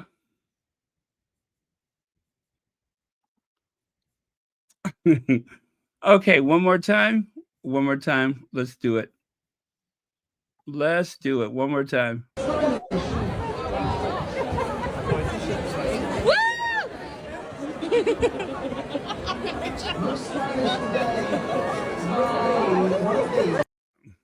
Well, I tell you, Camilla is moving kind of fast there. She is moving fast.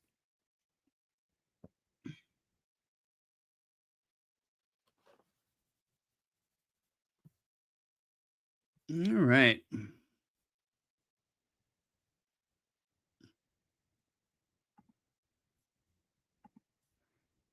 Oh, okay. This is another one. Am I almost done? Let me see.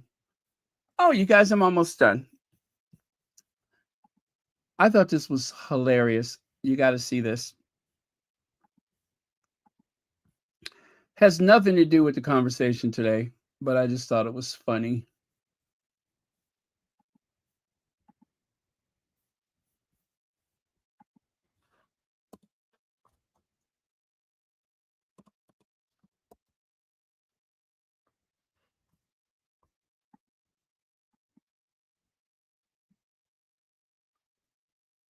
Penguin?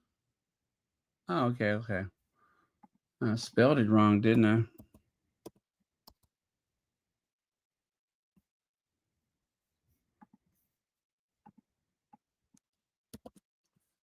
I? Okay, let me try that again.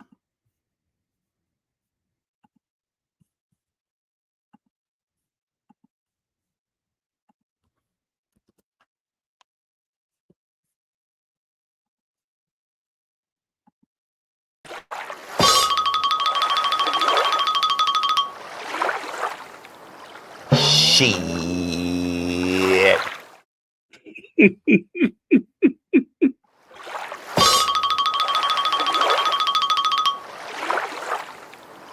Shit.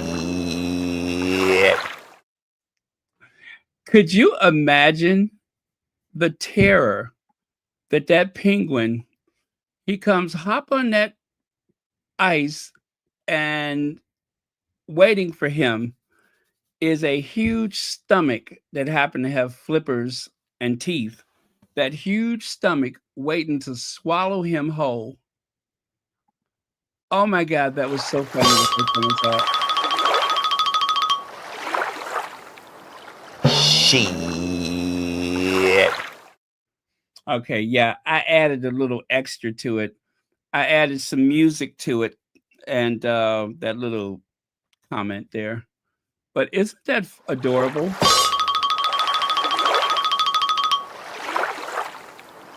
Shit.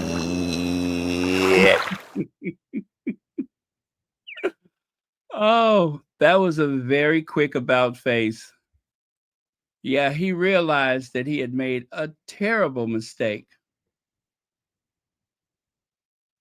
Kind of reminds me of Paul Burrell trying to crash the wedding in 2018.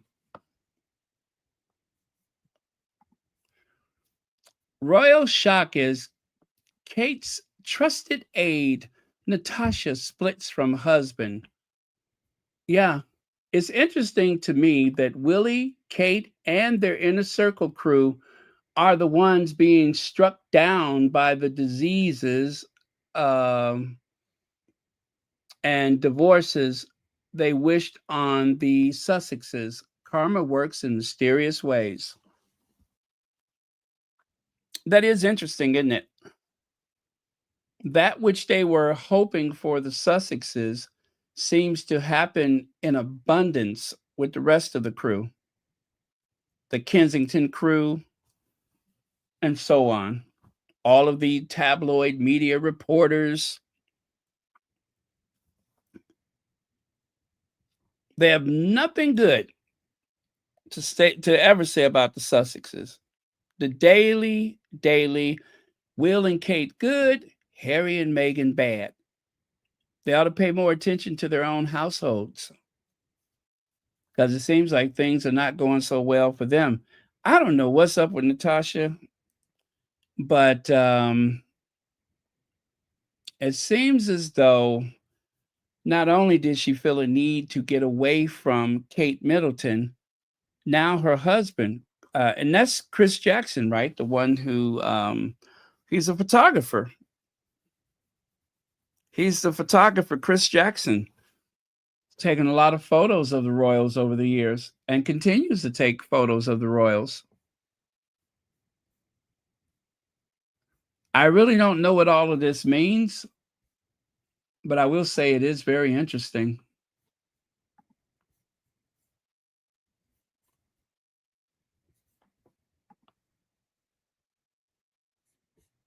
Yep, it is very interesting.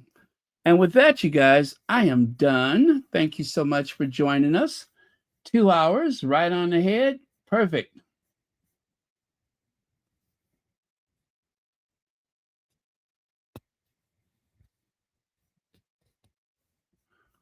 Oh, Leg says they have that color purple curse.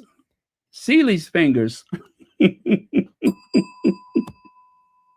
Everything you done to me, already done to you.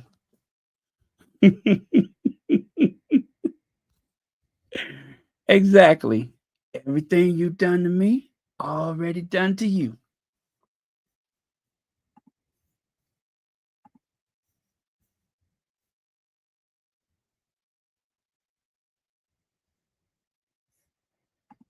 Hmm.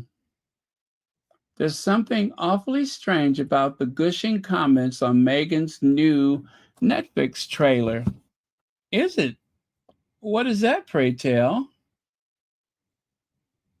Sharon Hunt reveals the suspicion shared by her critics and the Sussex squad. Oh, pray tell, what is that? Let me see what this is about. Let me see what that is about. Of course, they got a paywall. Anyway, you guys, I am done. So if you have to get your Saturday started or if you have to sleep, I am done. I'm just going to hang out here for a minute.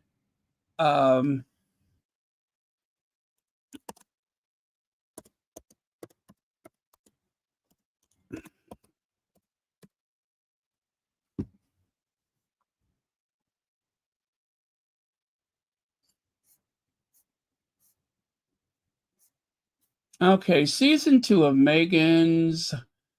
Oh, that's interesting. They put season 2 of Meghan Markle, Meghan Sussex, Netflix series with Love, Meghan is out. Gosh, what day did this article come out? Okay, September 5th. Forget missing out on the top 10 watching shows. The real verdict is in, and it's on social media. As with all of its new shows, the official Netflix Instagram account has been sharing short videos promoting the Duchess of Sussex latest lifestyle offering. The first clip, released on August 26th, saw the royal espousing her love of flower sprinkles. The next, posted the following day, showed Meghan struggling to stomach watching a lobster being prepped to cook. The next day brought a highlight reel of, what is that, punny Meghan moments from the series. Okay. The clips are light-hearted, fun, and a touch whimsical. Exactly what anyone who's seen even a few minutes of the show would expect. Each of these promo videos racked up an average of 1.4 million views. However, the fourth teaser, that is, saw a significant bump in viewer numbers. It was a curious spike, but that wasn't the only reason it stood out.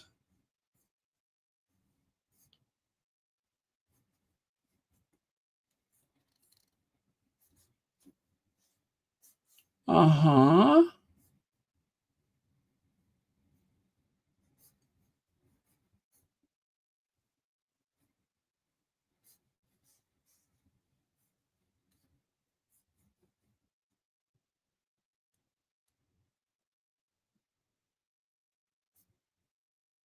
Oh, okay.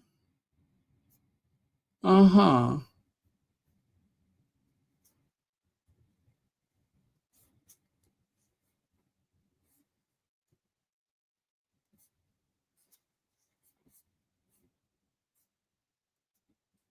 How many comments are bots? I love that every positive comment here comes from accounts. Now, you see, they're accusing them of the same stuff This has nothing to do with the Sussex squad, and it has nothing to do with Meghan and Harry. And if they were going to do that, why would they do that on a promo video? Come on.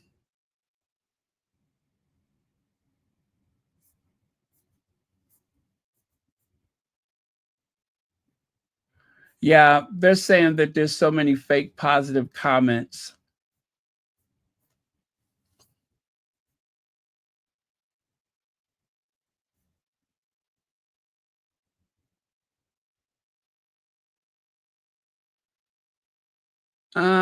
I don't believe it. I don't believe it. Because believe me, if the Sussexes or anyone in their team was trying to, shall we say, balance things, why would they wait until now to do something like that? So whatever is going on is not coming from the Sussexes, if it's real at all. So yeah, I don't care about that.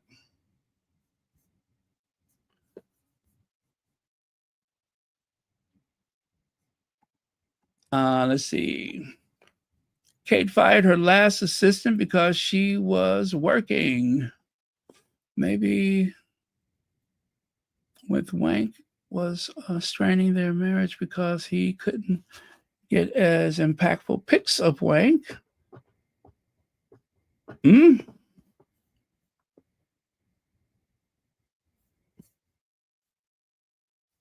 Thank you so much, Cookies and Cream.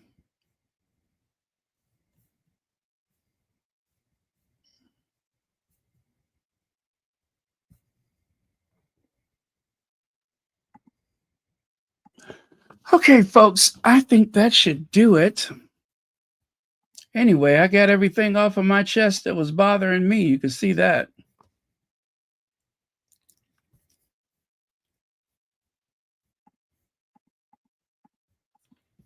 Let me go back up here to the top. Well, all I can say is keep dragging her. I am going to, you know what? I got to set up a TikTok because I'm going to go on TikTok and drag. I have a TikTok. I just never use it. But I want to set up a TikTok so I can drag like everybody else. If they shut down my TikTok, then I know I have struck the right note. Yeah. Yeah, if they close down my TikTok, then I know I have struck the right note. And go in there and freestyle on Will and Kate.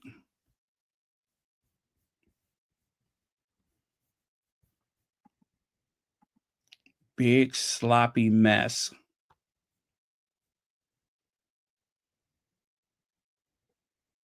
You see, this is why I say I kind of miss Queen Elizabeth. I really do. At least I didn't have to look at that big sloppy mess. You know what I'm saying?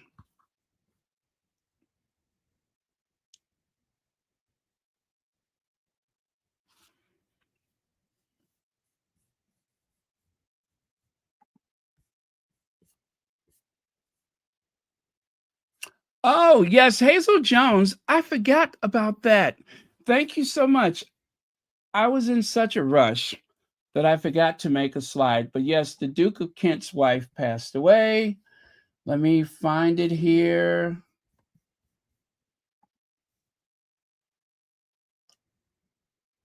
Duke of Kent's wife.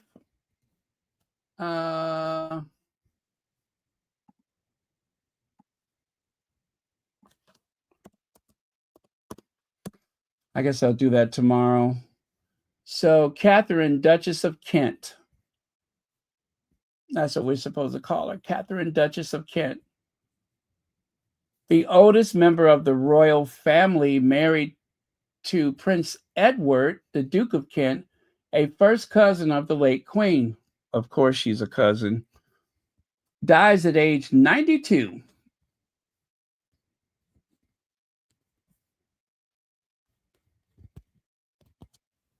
She passed away peacefully last night at Kensington Palace. surrounded by her family, a statement said on Friday, with flags on royal residence, including Buckingham Palace, now lowered to half-mast.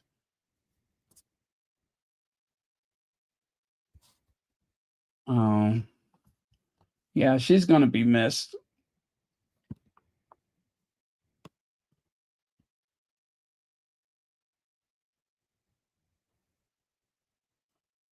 Y'all know she used to do the Wimbledon tennis thing. She used to hand over the trophies.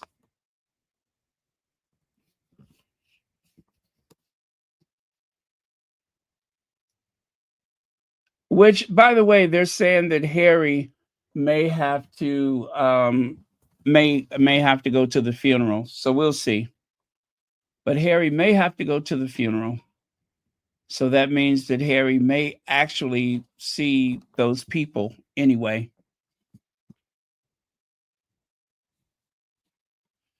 Thank you, Hazel, because I totally forgot about it. And I definitely did want to talk about it, and it slipped my mind. But I'll do some more about that tomorrow.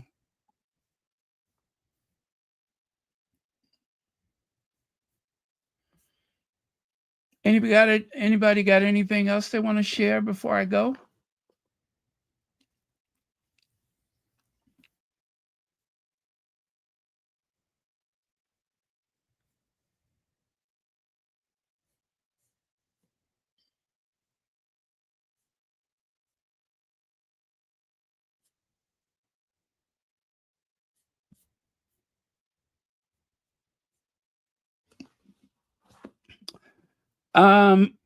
You know, let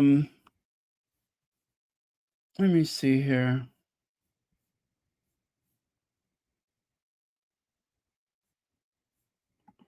Oh, you said that the funeral would be King Charles' opportunity.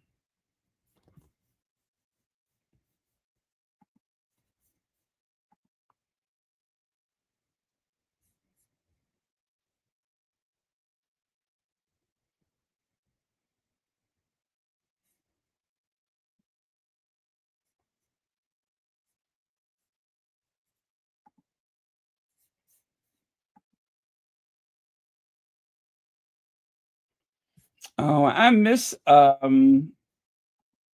Lady Sussex. Lady Sussex, I miss her.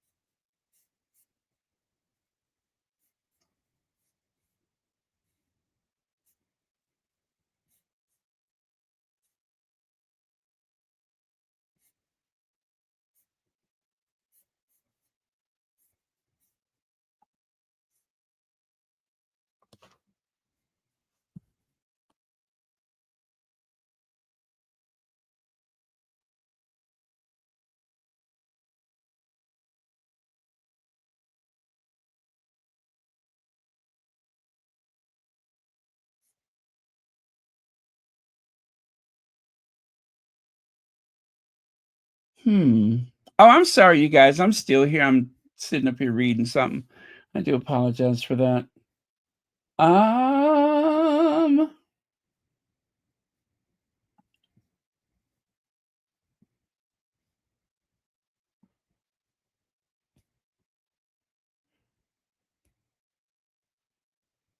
Cookies and cream. I have something for you. It just dawned on me that we only have two moderator administrators, right?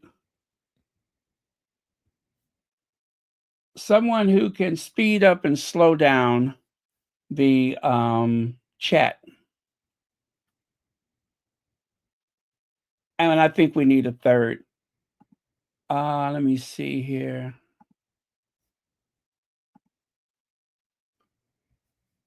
I'm trying to figure out how to do that. Yes, I think we need a third person to do that. So you will be able to speed up and slow down the chat.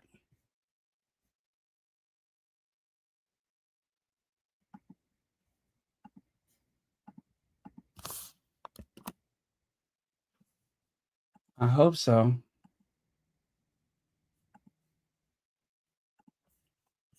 If I can just figure out how to do it.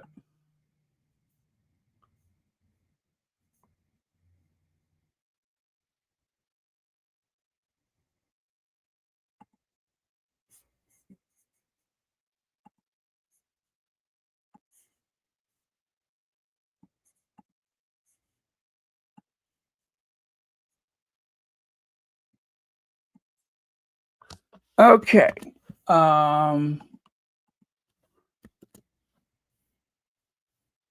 There you go.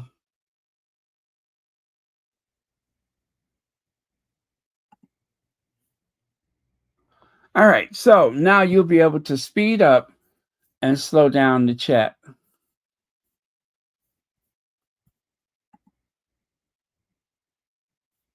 Is that okay with you? Oh, well, thank you so much. I appreciate your help over the years. There we go. Yeah, because the late hours is not suitable for Church Nelly. So that means you'll be able to, speed it up and slow it down.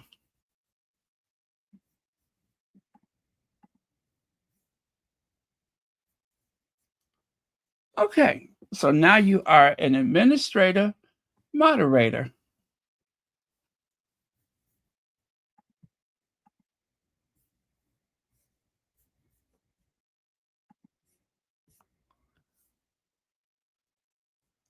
All right. Let me see. I guess that's it, you guys. Anything else?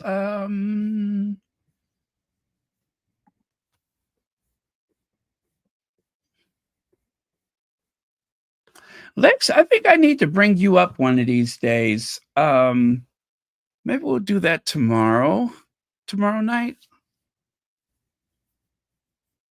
Yeah. Because I mean to tell you, you have a lot of details.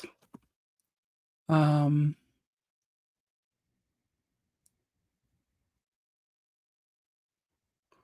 think it'll be refreshing. Oh, yeah.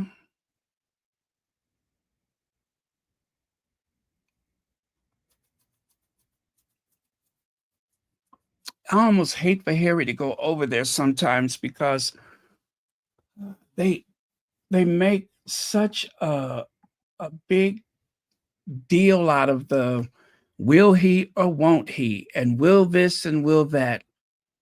It's never just a visit.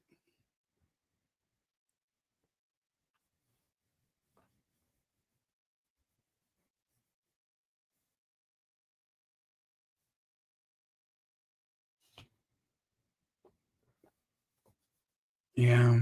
Wow. Yep, that is a good point. Thank you for that. What's that? 6 days more for to sleep in my bed. Really? Did I miss something? What is that about? What did I miss?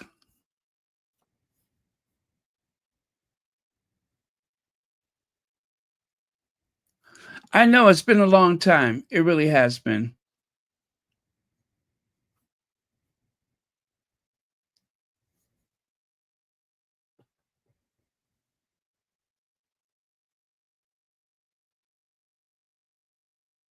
Oh.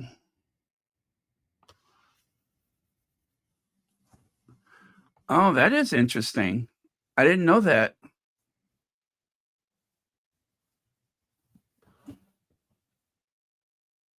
Are all the Kents Catholics?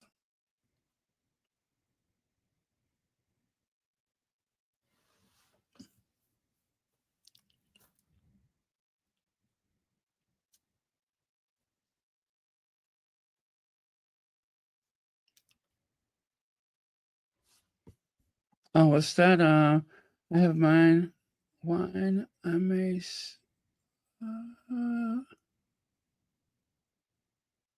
Yeah, savor it. Yeah, yesterday I mentioned that she wore the necklace with the children's initials. Well, yeah, I should have pointed that out today. As a matter of fact, once again, that was something that was uh, briefed to the press to make sure that people noticed that she wore the necklace with the children's initials. And you know what? I think they were hoping that there would be a Meghan effect when that news got out, but so far we haven't heard anything, have we? We haven't heard anything. Not a peep nor sound.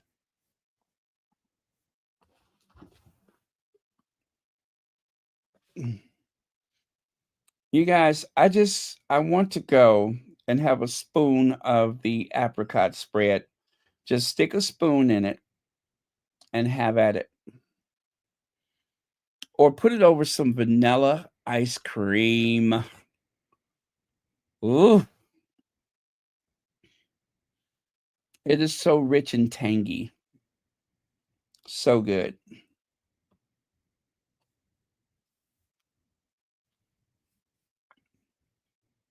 Along with everything else that we can say about Meghan that is positive, the fact that her products are so good.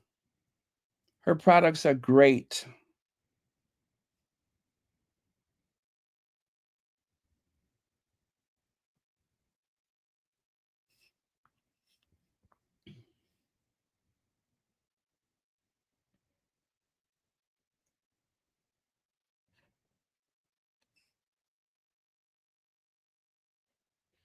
Does anybody else check their credit score every day?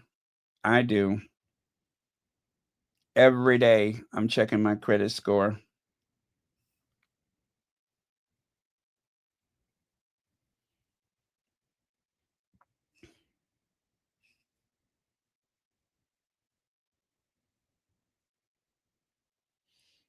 I am obsessed with my credit score.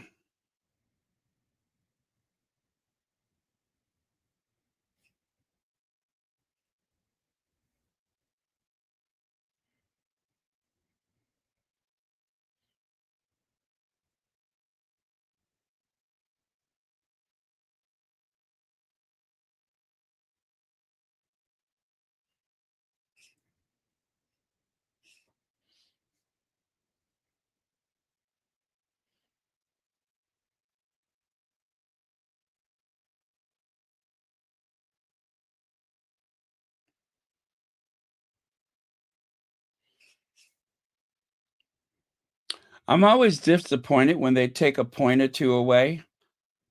I haven't done anything different, and yet they shave points away from me. Why, I ask, do you take points away from me?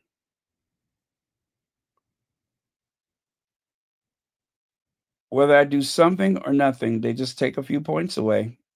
Then they'll put it back, then they'll take it away again.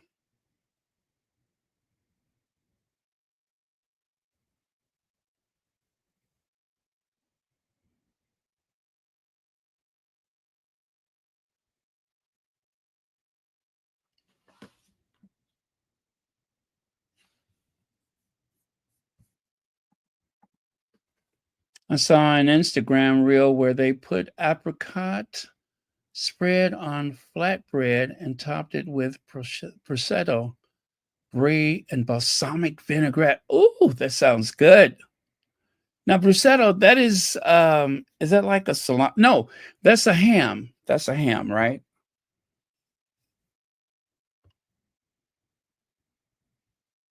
And the brie, that is a very creamy cheese. I could imagine that's perfect. Now, that would be very good to balance with the wine. That would be perfect. It sounds like something that they would serve at a tapas restaurant.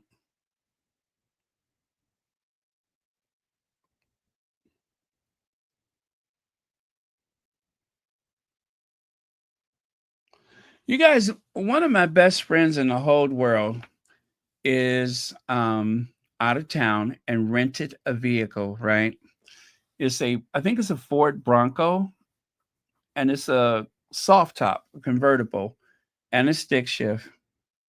And, you know, he and I are always sending pictures of cars. We talk cars constantly. That's our language, is cars. And he sends me a picture of the Bronco, and I think I hurt his feelings. Um, I said, "Oh, that's nice." I said, "I can barely see it because some old asshole is standing in front of it." And then he didn't respond for about 3 or 4 hours. Do you think that hurt his feelings? I really was not interested in seeing him. I want to see the car. When I send pictures to him, I'm never standing in front of the vehicle. I send him a picture of the car. I know what he looks like. I want to see the car, the car, the car. So I said that, hoping that that would jar him into reality and not send me another picture of himself, just send a picture of the car. I don't want to see you.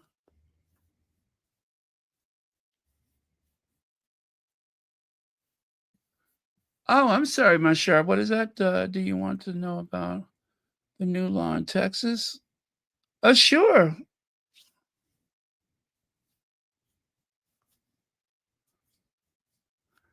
Is it about public nudity? Because I haven't done that in Texas in a while.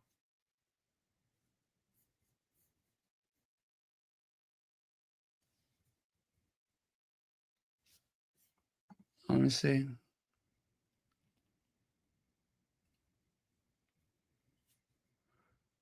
Oh, what website?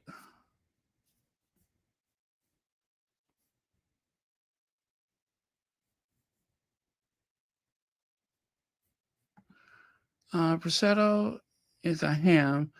Prosecco is a fizzy wine. Oh, okay, okay. Prosecco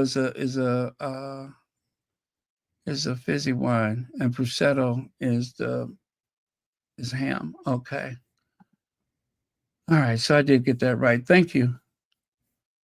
I got to remember that. So prosecco is a fizzy wine, and prosecco is the ham.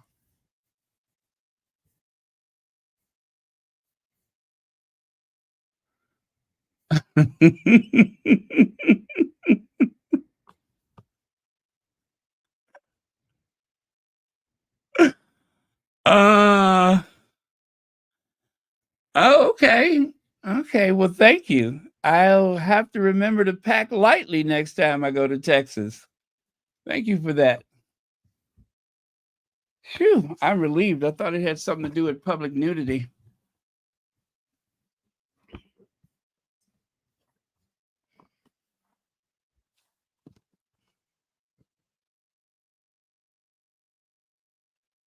Oh, happy day. Oh, happy day.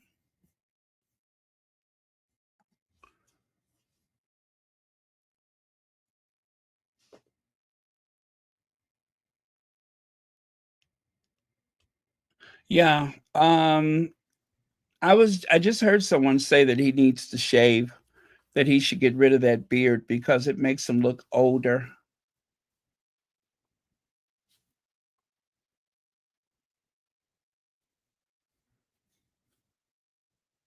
Thank you, Suzette.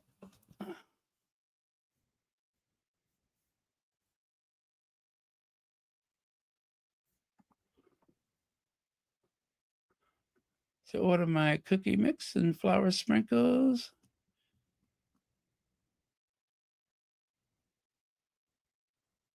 Oh, okay. I hope so.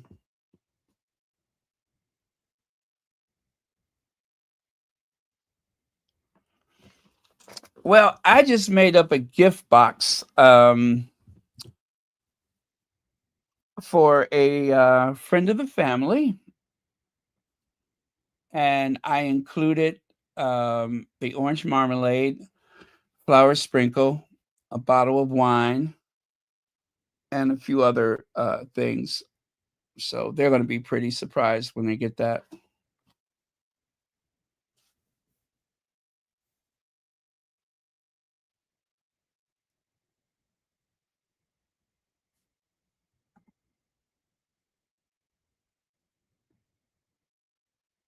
So, exit.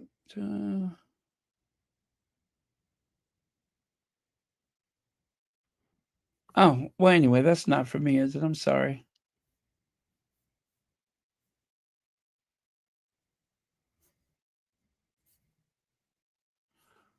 Buttered toast.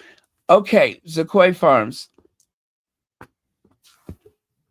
I don't know if you have a Trader Joe's. You're in South Africa, right?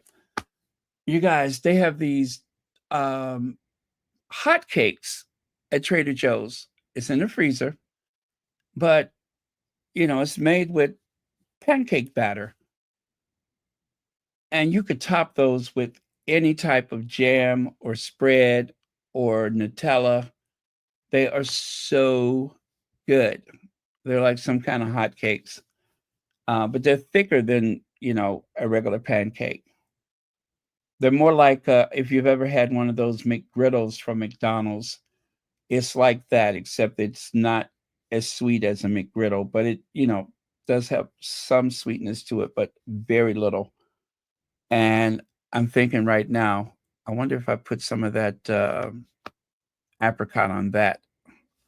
Wonder how that'll taste.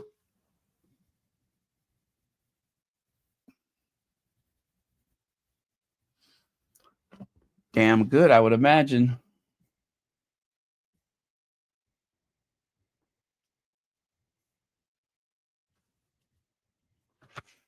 Yeah, I think I hurt my friend's feeling. I'm gonna apologize to him.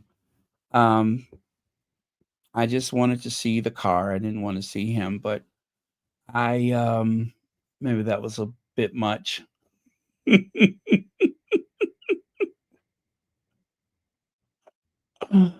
Oh, maybe that was a bit much. Maybe that was a little bit too heavy.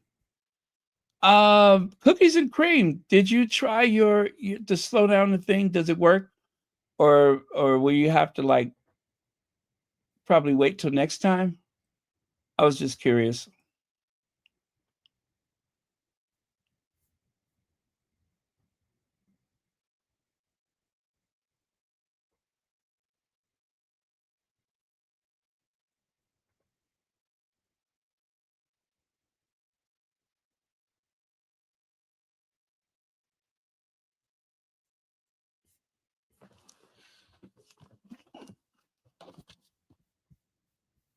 Let me see.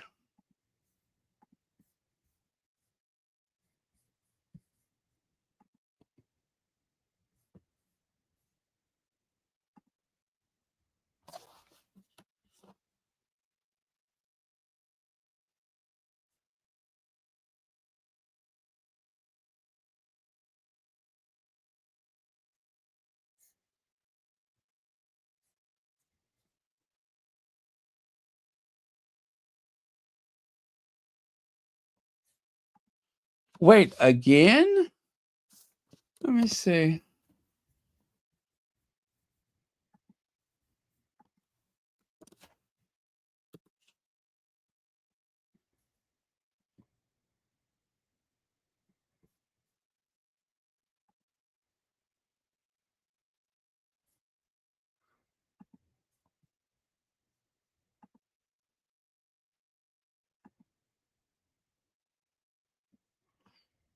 I can't believe it's still 500 people here. Um, just so you know, I am done. I'm not saying y'all have to go anywhere, but I'm looking at some other stuff too.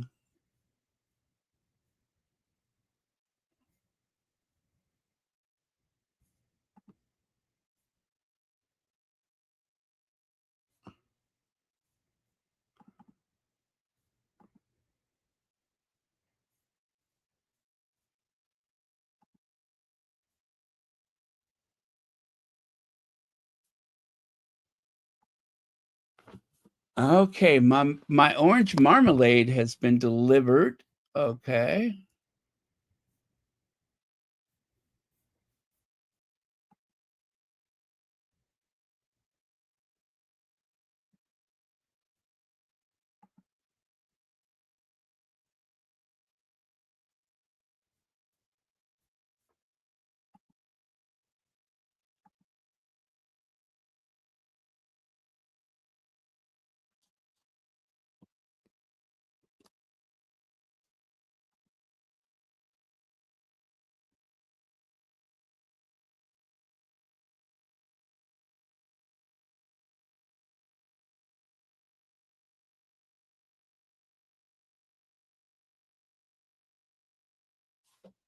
Okay.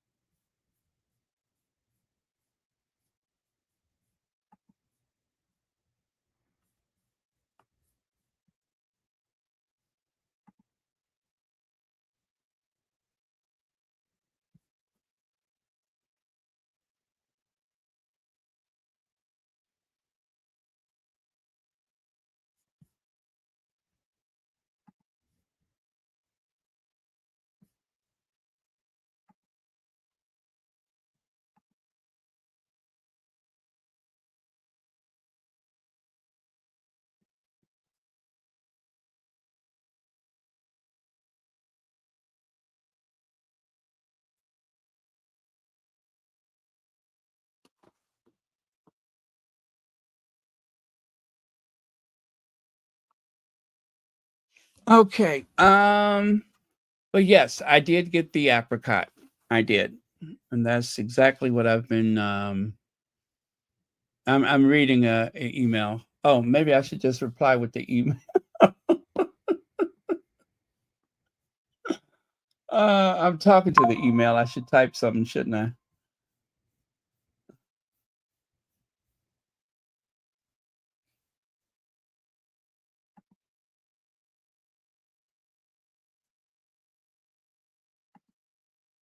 Okay. That is done. Okay, you guys, I'm gonna go. Let me see. I bet the next fruit spread Megan offers next will be her grandma's apple butter. Please make it happen. Apple butter. Let me see. I received my tea and orange marmalade. Can't wait for the honey and raspberry spread to be restocked.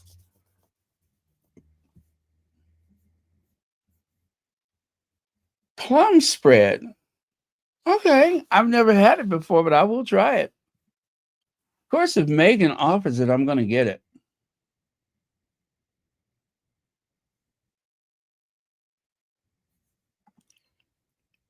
It's not possible for Will and Kate to take stuff when they visit shelters, yet they complain when the Sussexes show their humanity. When did doing good become a crime? Here, here. Yeah, I remember when they called, what was that they referred to Will and Kate? Oh, it was something tourist. Something it was something tourist, they called them. The time when they went to that shelter, they had like 8 photographers and videographers. They stayed for 50 minutes. And the lady said something to Kate, and she said, well, I'm just here to, whatever she said, she let the lady know that I'm not trying to learn anything. I'm just pretty much here to take a photo. Oh, it was terrible. Will and Kate showed up, and this is when Kate decided to wear the long coats with the wide leg pants and stilettos. And then, of course, now she's wearing flats, but then she was wearing the stilettos.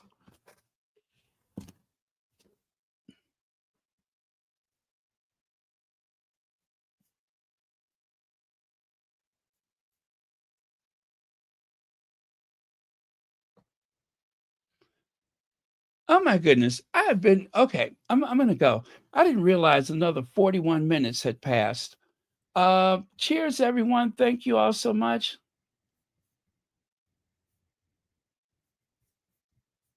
And okay, love you. Good night.